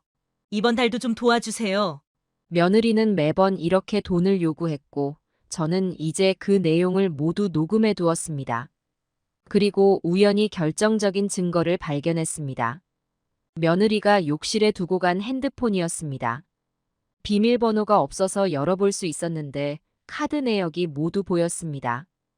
제가 학원비라고 준 돈으로 명품백을 사고 성형외과를 다닌 흔적이 고스란히 남아 있었습니다. 얼른 사진으로 찍어 두었습니다. 통장 내역도 확보했습니다. 은행에 가서 거래 내역을 모두 뽑아왔습니다. 며느리가 저의 돈을 어떻게 썼는지 하나하나 기록이 남아 있었습니다. 이웃들의 도움도 컸습니다. 아래층 박 여사가 찾아왔습니다. 내가 다 들었어요. 그 집 며느리가 어떻게 했는지. 박 여사는 기꺼이 증언을 해주겠다고 했습니다. 맞은편 집 김 할머니는 더 놀라운 증거를 가지고 있었습니다. 이수진 씨, 내가 다 봤어. 거실 창문으로 다 보여. 밥상도 따로 차려주고 빨래도 베란다 구석에서 하게 하고 내가 찍어둔 사진이 있어요. 한밤중에 제가 베란다에서 빨래하는 모습을 찍어둔 것이었습니다. 겨울밤에 노인네가 손빨래하는 게 이상해서 찍어뒀지요. 혹시 모르니까. 이렇게 증거들이 하나둘 모이기 시작했습니다. 아파트 경비 아저씨도 도움을 주셨습니다. 할머니, 제가 다 봤습니다. CCTV에도 다 찍혀 있어요. 며느리가 제 친구들을 돌려보내는 장면, 제가 밤늦게 쓰레기장에 컵라면 그릇을 버리러 가는 모습. 모든 게 CCTV에 찍혀 있었습니다. 요양원 이야기도 확인했습니다. 병원 검사를 받으러 갔다 온 날, 접수대 간호사님이 실수로 말했습니다. 아, 어르신이 다음 주에 땡땡 요양원으로 가시는 분이시구나. 그제서야 아들 내외가 이미 요양원과 계약을 마쳤다는 사실을 알게 됐습니다. 더 충격적인 건 의사와도 이미 이야기가 되어 있다는 거였습니다. 치매 진단을 받게 해서 후견인 신청을 하려는 계획이었던 겁니다. 증거를 모으는 동안에도 며느리의 악랄함은 계속됐습니다. 하지만 이제는 달랐습니다. 이 모든 게 증거가 된다는 걸 알았기 때문입니다. 저는 차분히 기록했습니다. 일기장에 날짜와 시간을 적어가며 기록했고 할 수 있는 한많은 증거를 모았습니다. 친구들도 많이 도와줬습니다. 복지관에서 만난 친구 중에 변호사 아들을 둔 분이 계셨는데 그분을 통해 법적인 조언도 받을 수 있었습니다. 증거만 잘 모아두세요. 그러면 법적으로 충분히 대응할 수 있답니다. 이렇게 하루하루 준비를 해나갔습니다. 겉으로는 아무것도 모르는 것처럼 행동했지만 속으로는 치밀하게 계획을 세웠습니다. 이제는 더 이상 물러설 곳이 없었습니다. 제 인생이 걸린 싸움이었으니까요. 여보, 이제는 내가 강해질 거야. 지켜봐. 남편 사진 앞에서 다짐했습니다. 이제 곧 모든 것이 드러날 순간이 다가오고 있었습니다. 예상했던 그날이 왔습니다. 아침 일찍 아들이 깨웠습니다. 어머니, 오늘 병원에 가보시죠. 웬 병원? 그냥 건강검진이에요. 어머님 연세도 있으시니까 한번 확실하게 검사받아 보시죠. 며느리가 옷을 꺼내주며 말했습니다. 어머님, 좋은 병원이에요. 의사 선생님도 잘 봐주신대요. 저는 알고 있었습니다. 이 병원이 어떤 곳인지. 이미 며느리가 의사와 짜고 치매 진단을 받게 하려 한다는 것도. 하지만 모른 척 따라 나섰습니다. 차 안에서 며느리가 웃으며 말했습니다. 어머님, 걱정 마세요. 금방 끝날 거예요. 병원에 도착했습니다. 치매 검사실로 안내되었습니다. 어머님, 혼자 들어가셔야 해요. 저희는 밖에서 기다리고 있을게요.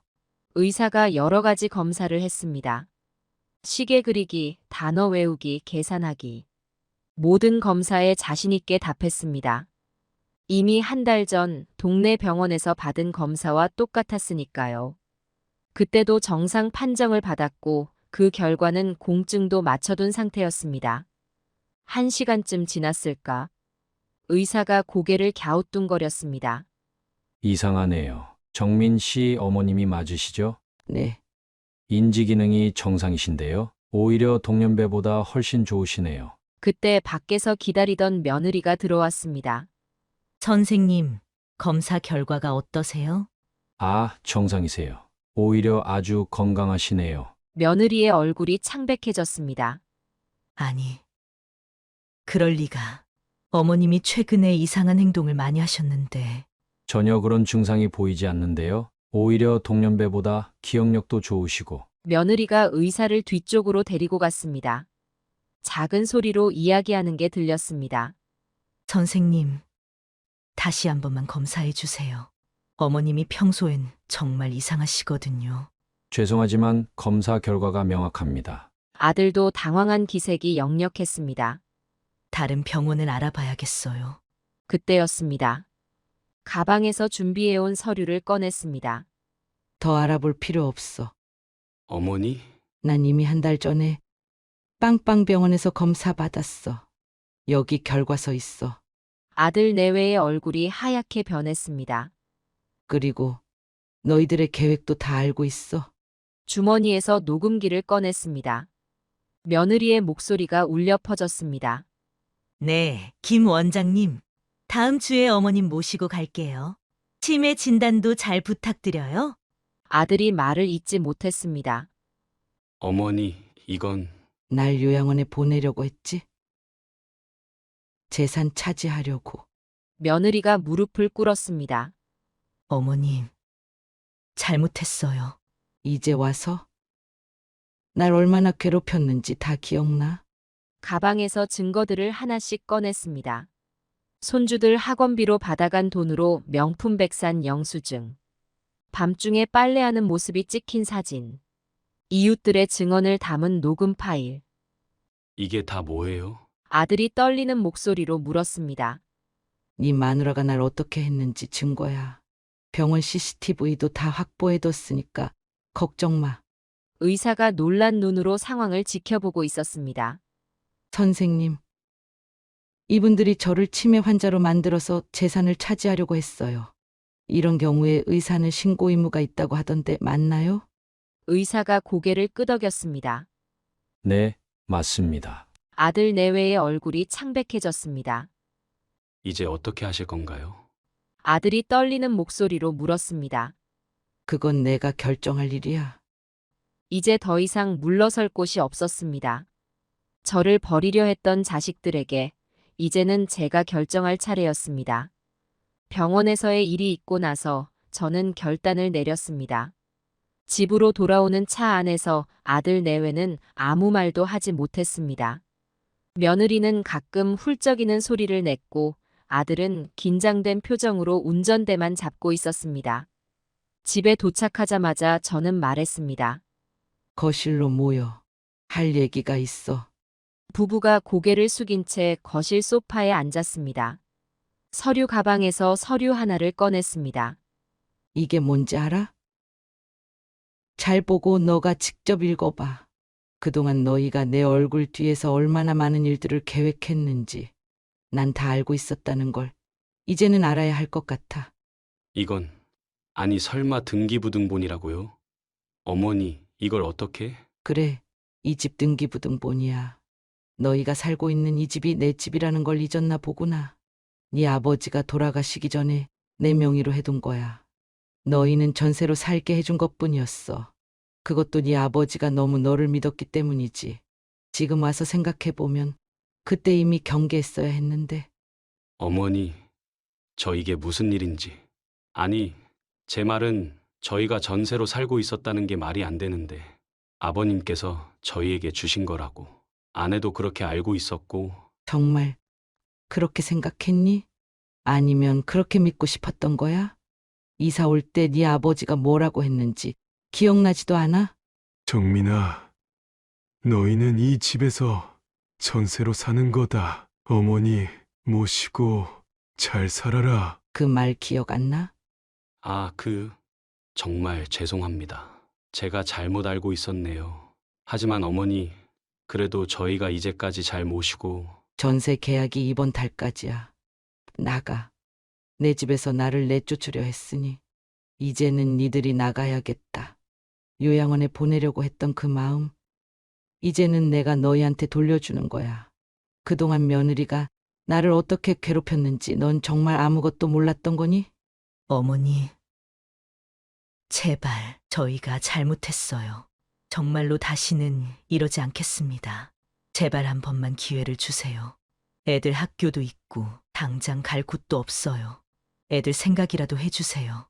공부하고 있는 중인데 전학 가면 애들 인생이 망가질 수도 있어요. 애들 생각? 내가 손주들 얼굴 못 보게 했을 때는 그런 생각 안 했잖아. 손주들이 할머니랑 이야기하는 것도 못하게 하고 과자 하나 사주는 것도 맞고 그때는 애들 생각 안 했어? 지금 와서 애들 이야기는 하지 마.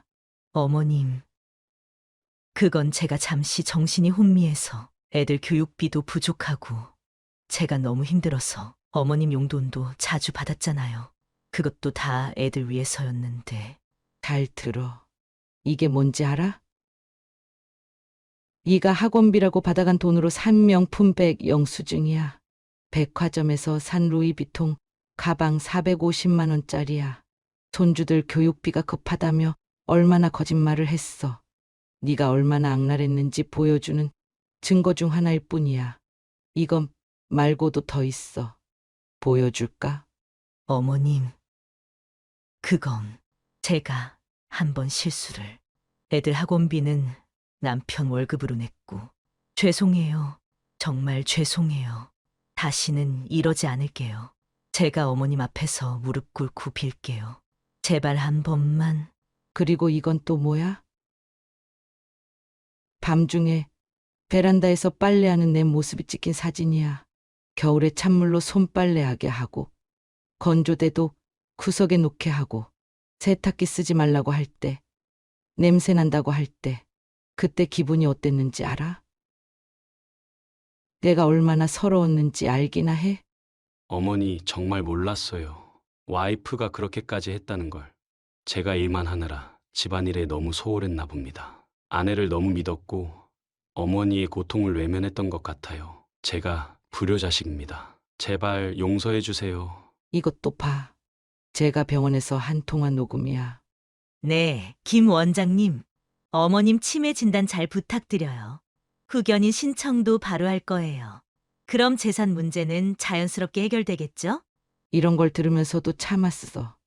네 아내가 이런 사람인 줄 알면서도 끝까지 기다렸다고.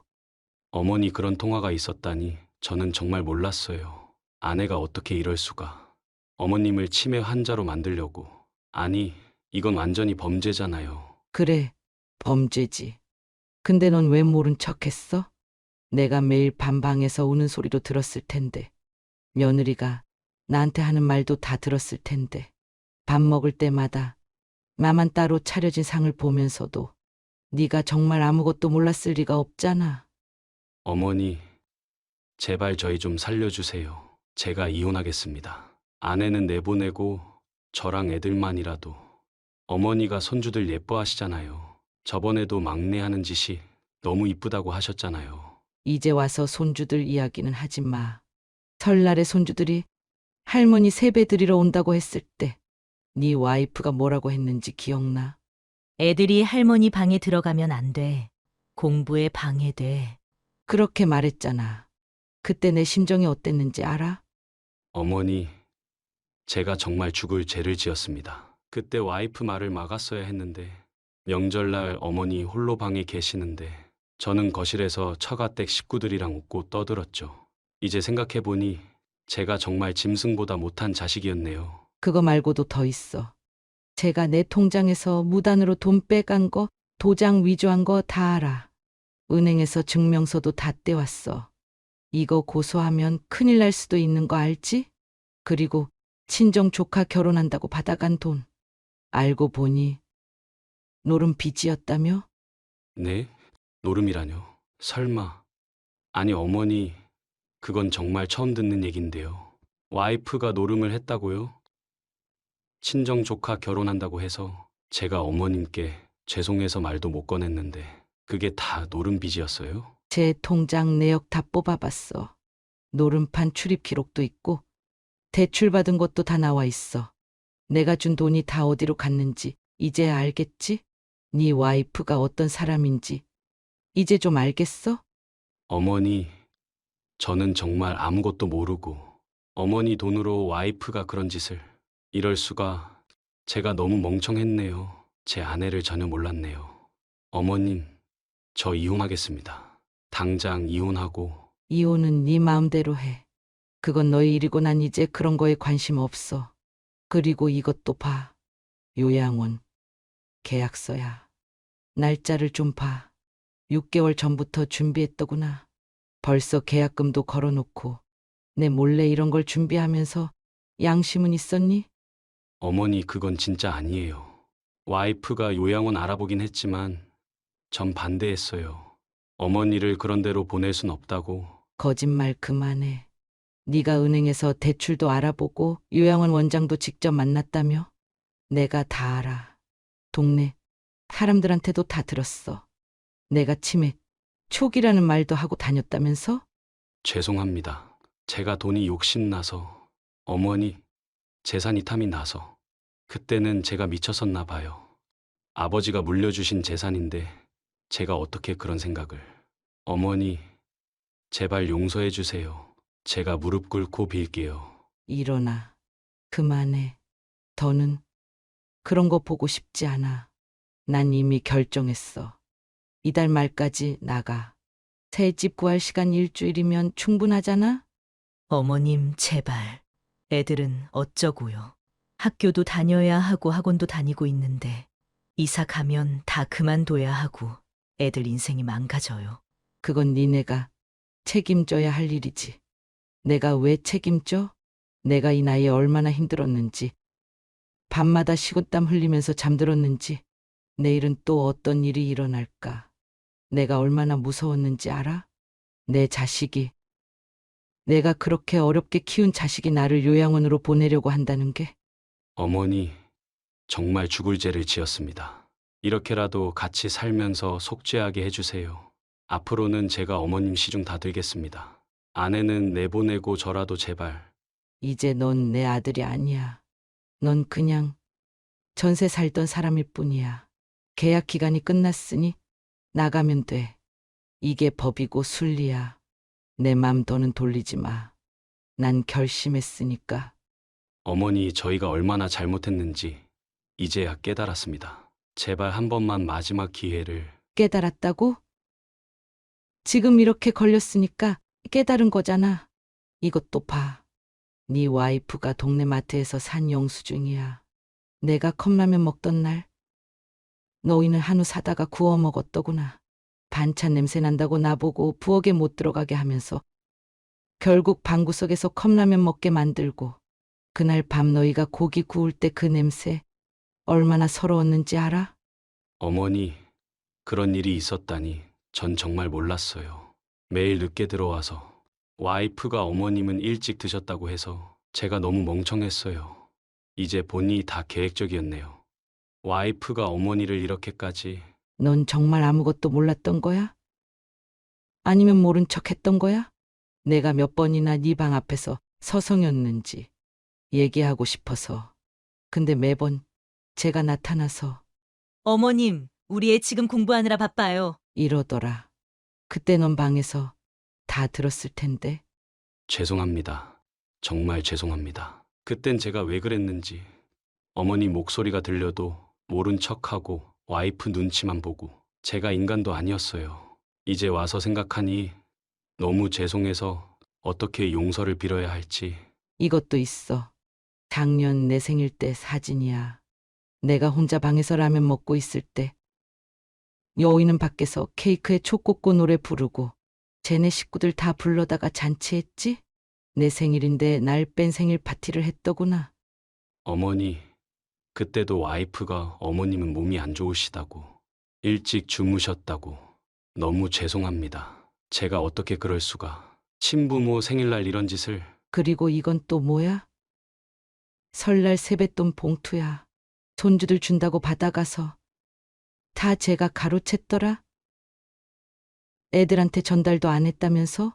그래놓고 할머니는 세뱃돈도 안 주시네 이런 말을 했다고? 이웃들이 다 봤다더라. 어머니, 설날 세뱃돈을 와이프가 그렇게까지. 전 정말 몰랐어요. 애들이 할머니가 세뱃돈을 안 주신다고 서운해했었는데 알고 보니 이런 일이. 어머니 마음이 얼마나 아프셨겠어요. 손주들한테 그런 소리까지 듣게 하고. 손주들이 얼마나 섭섭했겠니? 할머니가 세뱃돈도 안 준다고 그런 소문까지 내고. 너희는 정말 나를 너무 괴롭혔어. 이것 봐. 작년 추석 때 친구들이 찍어준 사진. 네 와이프가 나보고 어머님은 방에 계세요. 손님들 오시면 부담스러우실 것 같아서. 이러더니 결국 방에 가둬놓고 친정 식구들하고 떠들고 웃고. 그때 내 심정이 어땠는지 알아?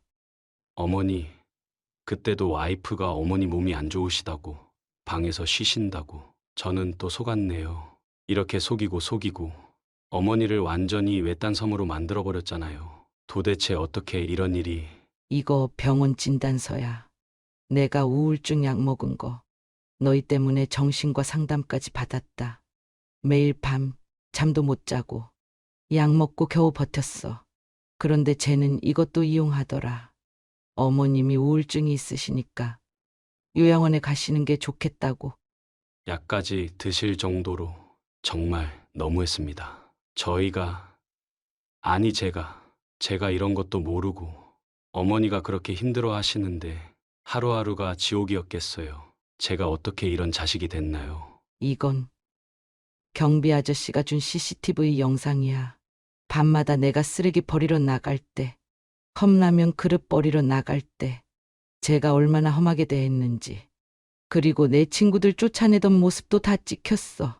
이런 걸 보면서도 넌 정말 몰랐어? 아, CCTV에 그런 장면들이. 와이프가 어머니를 그렇게 험하게, 친구분들도 그렇게 쫓아내고. 죄송합니다. 정말 죄송합니다. 어머니가 왜 친구분들과 연락이 끊겼는지 이제 알겠어요. 제가 정말 못난 자식이에요. 복지관 가는 것도 막았지. 스마트폰 교실도 못 가게 했지. 내 친구들 전화도 다 가로채서 받았지. 날 완전히 고립시키려고 했던 거야. 그러다가 치매 걸리면 그게 너희 계획이었던 거지? 누구 하나 내 편이 없게 만들어 놓고. 어머니, 그런 계획이 있었다니. 너무 치졸하고 너무 악랄했네요. 제 아내가 이런 사람일 줄은 전 정말 아무것도 몰랐어요. 매일 늦게 들어와서 어머님 얼굴도 제대로 못 배웠는데 그게 다 핑계였네요. 이것도 봐. 동네 마트 사장님이 주신 거야. 제가 나한테 얼마나 험하게 말했는지. 치매 걸린 시어머니라서 고생이다. 조만간 요양원 보낼 거다. 이런 말을 동네방네 다 하고 다녔더라. 내 체면이 얼마나 구겨졌는지 알아? 어머니, 와이프가 그런 소문까지. 어머니 명예를 이런 식으로, 어머니 인격을 짓밟다니 도저히 용서할 수 없는 일이에요. 제가 이혼하겠습니다. 당장 이혼하고. 너 이혼하면 뭐가 달라져? 내가 받은 상처가 치유돼? 내 잃어버린 시간이 돌아와? 손주들이랑 못 보고 보낸 그 시간들, 내 친구들이랑 멀어진 그 시간들, 그게 다시 돌아올 것 같아? 어머니, 저 이제 어떻게 해야 할지, 정말 어떻게 해야 할지 모르겠어요. 다 제 잘못이에요. 다 제가 잘못했어요. 내가 왜 이렇게 증거를 모았는지 알아? 너희가 이런 식으로 나올 줄 알았거든. 지금처럼 무릎 꿇고 빌 줄 알았다고. 근데 이제 와서 그게 무슨 소용이야? 얘 가슴에 박힌 대못을 빼낼 수나 있어? 어머님, 저희가. 며느리, 이제 와서 할 말 없지? 내 돈 뺐을 때는 언제고 이제 와서 그 눈물 어디서 짜내는 거야? 동네 사람들한테 우리 시어머니 치매에 걸렸다고 소문낼 때는 눈물 한 방울도 안 났잖아. 어머님, 그건 제가 잠시 정신이 나빠져서, 어머님 재산이 탐이 나서. 그래도 어머님은 저희 어머님이시잖아요. 어머님? 지금 와서 무슨 어머님이야? 내가 진짜 치매에 걸렸으면 너희 계획대로 됐겠지? 재산 다 뺏고 요양원에 처박아 놓고. 그게 너희가 바라던 거 아니었어? 아니에요. 그건 입 다물어. 네가 통장 위조한 거, 도장 위조한 거, 이거 고소하면 큰일 날 텐데. 그것도 모르고 지금 그렇게 눈물 찔끔거리고 있어? 내가 얼마나 많은 증거를 가지고 있는 줄 알아? 어머님, 제발 고소만은. 저희 애들도 있고. 애들? 네가 애들 이야기를 할 자격이 있어? 손주들한테 할머니는 너희들이랑 놀 자격도 없는 사람이라고 했던 건 누구야? 과자 한 봉지 사다 준 것도 쓰레기통에 버리고 세뱃돈도 가로채고. 어머님, 그래도 저희가 이제까지 뭐? 날 생지옥에 가둬놓고 이제까지 잘 살았다? 그게 자랑이야? 내 방 감옥이었어. 너희가 만든 감옥. 이제는 내 차례야. 내 집에서 내 마음대로 살 거야. 너희 같은 사람들이랑은 더 이상 한 지붕 아래에서 살고 싶지 않아. 어머니, 전 지금이라도 바뀌겠습니다. 제발 한 번만 기회를. 기회? 내가 너한테 몇 번의 기회를 줬는지 알아? 매일 밤 네가 퇴근하고 들어올 때마다 오늘은 우리 아들이 나 좀 봐주겠지 하고 기다렸어. 근데 넌 매번 제 편만 들었지. 그것도 모자라서 이제는 날 아예 버리려고 했고. 어머니, 그게 아니라. 닥쳐. 이제 와서 그런 변명 듣고 싶지 않아. 나가. 당장 나가. 내 눈앞에서 사라져. 네 얼굴 보는 것도 숨이 막힐 것 같으니까. 여보, 우리 어떡하지? 어머님이. 너도 아직도 여기 있었어? 며느리? 얘가 널 며느리라고 부를 수 있을지 모르겠네. 사기꾼? 도둑? 뭐가 더 어울리려나? 어머님, 그렇게까지 하셔야 합니까? 저도 할 말이. 할 말? 네가 무슨 할 말이 있다고? 내 돈으로 노름하고 명품백 사고 성형 수술하고 그것도 모자라서 날 치매 환자로 만들려고 했잖아. 그래, 네가 뭐 하나 잘한 게 있다면 말해봐. 뭐 하나라도. 그건 대답 못하겠지? 이제 와서 눈물 짜내지 마. 넌 연기가 서툴러. 내가 다 지켜봤으니까. 아들 앞에선 효부인 척, 이웃들 앞에선 불쌍한 며느리인 척.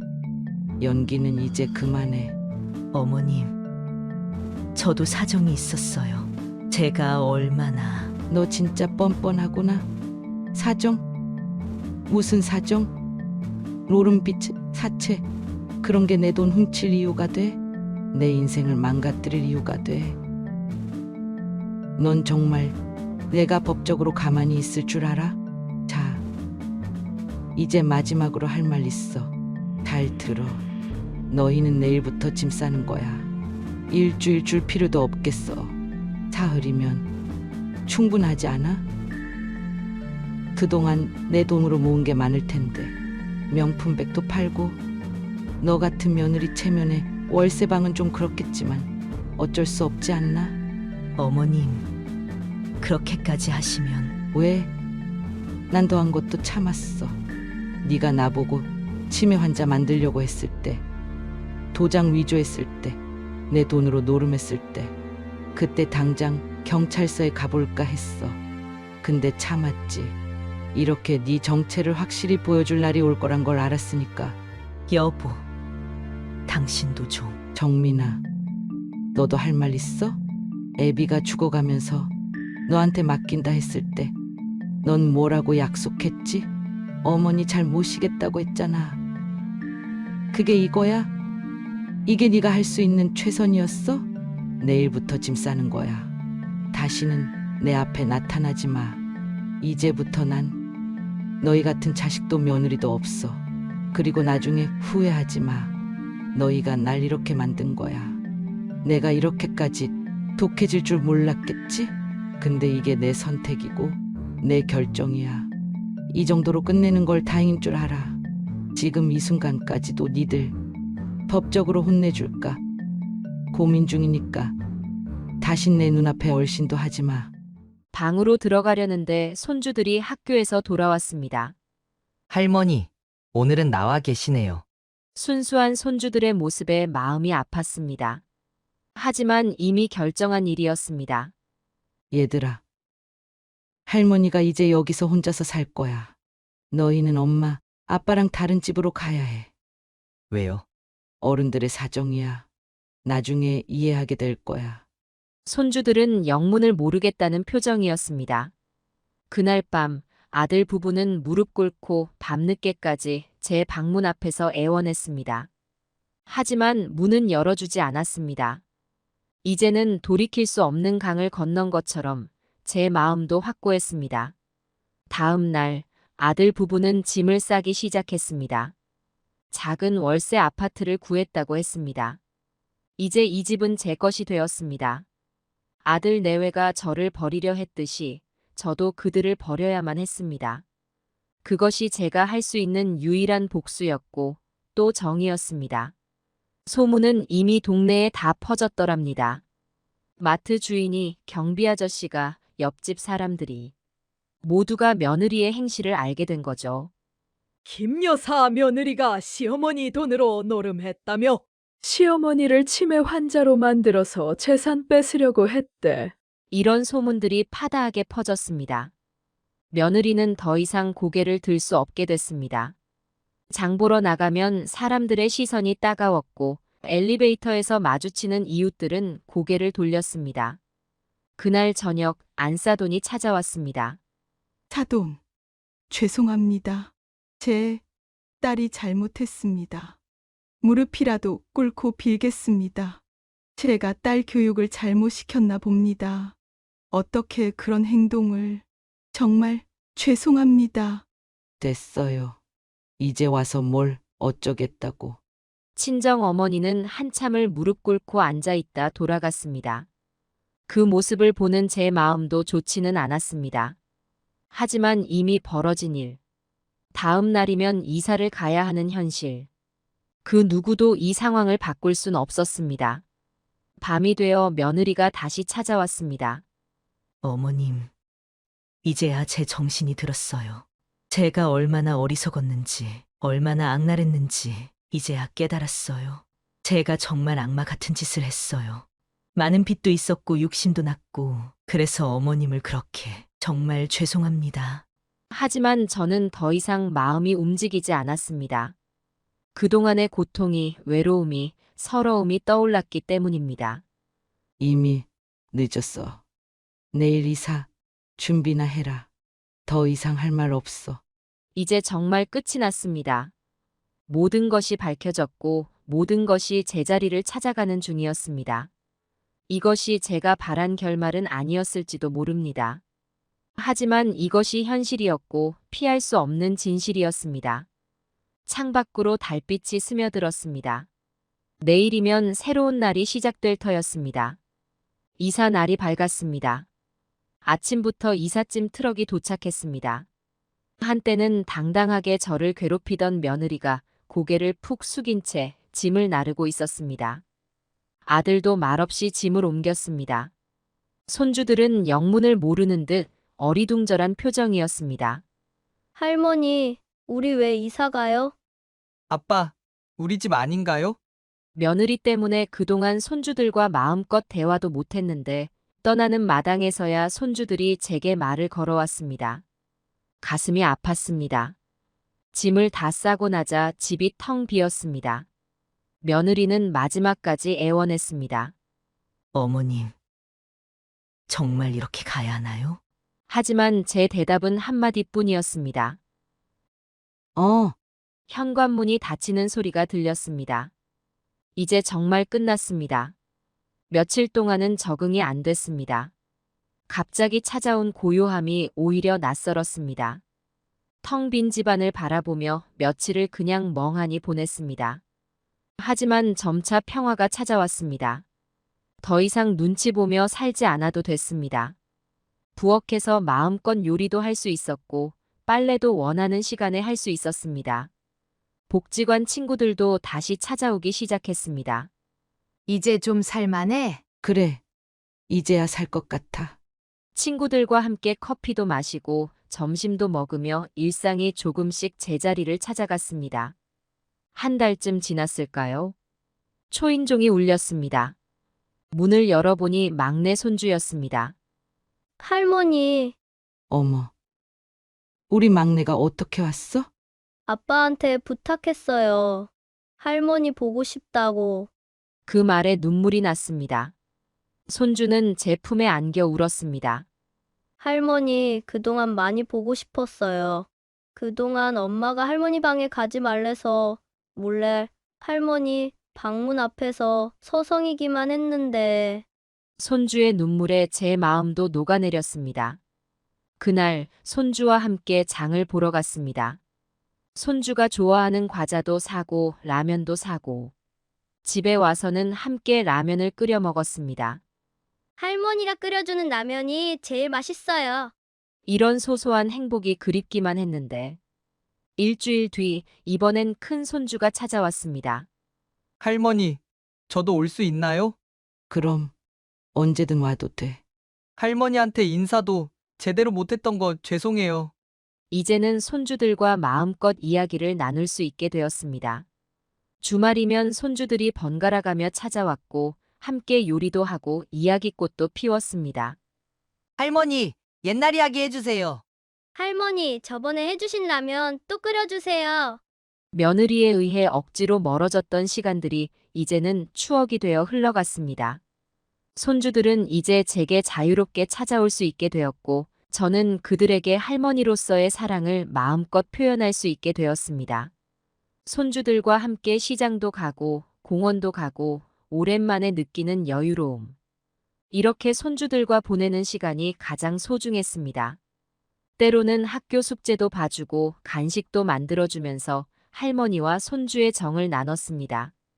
며느리에 의해 빼앗겼던 그 시간들을 이제는 하나둘 되찾아가고 있었습니다. 이것이야말로 진정한 승리였습니다. 재산도 집도 중요했지만 손주들과의 관계를 되찾은 것.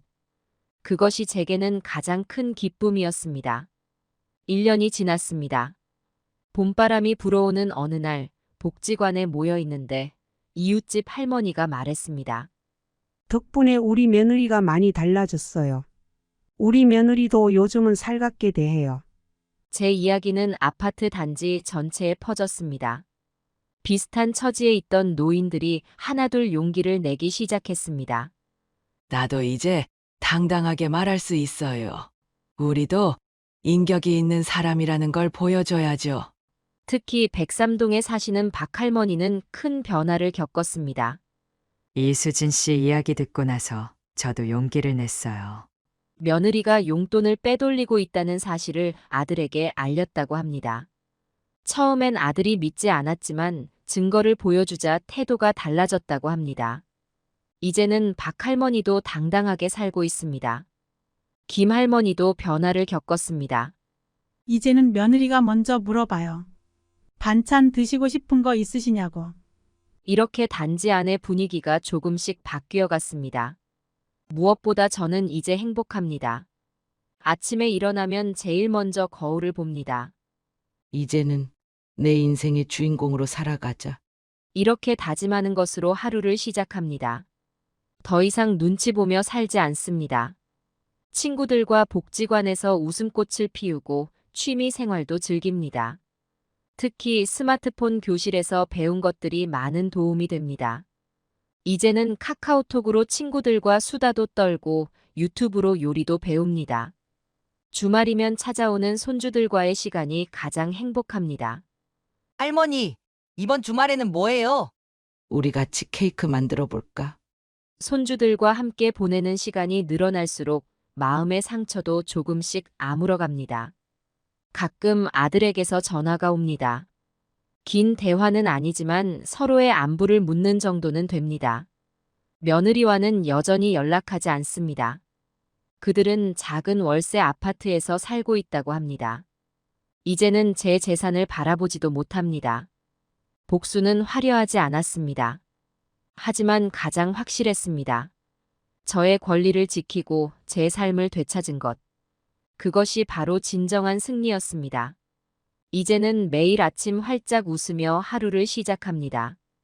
복지관에서 친구들과 커피를 마시며 이야기꽃을 피우고, 동네 평생학습관에서 새로운 것들을 배우고, 주말이면 손주와 함께 행복한 시간을 보내고, 이것이 바로 제가 꿈꾸던 삶입니다. 가끔 지나가는 다른 할머니들의 며느리들이 인사를 합니다. 어머님, 안녕하세요. 예전보다 더 공손해진 인사말에 가볍게 목례로 답합니다. 이제는 모두가 압니다. 노인들도 존중받아야 할 인격체라는 것을, 함부로 대했다가는 어떤 결과가 올지 모른다는 것을. 봄바람이 불어옵니다. 베란다에 작은 화분을 놓았습니다. 예쁜 꽃이 피어나듯 저의 새로운 인생도 시작되고 있습니다. 거울 속에 제 모습이 환하게 웃고 있습니다. 이제야 진정한 봄이 왔나 봅니다. 제 인생의 봄이.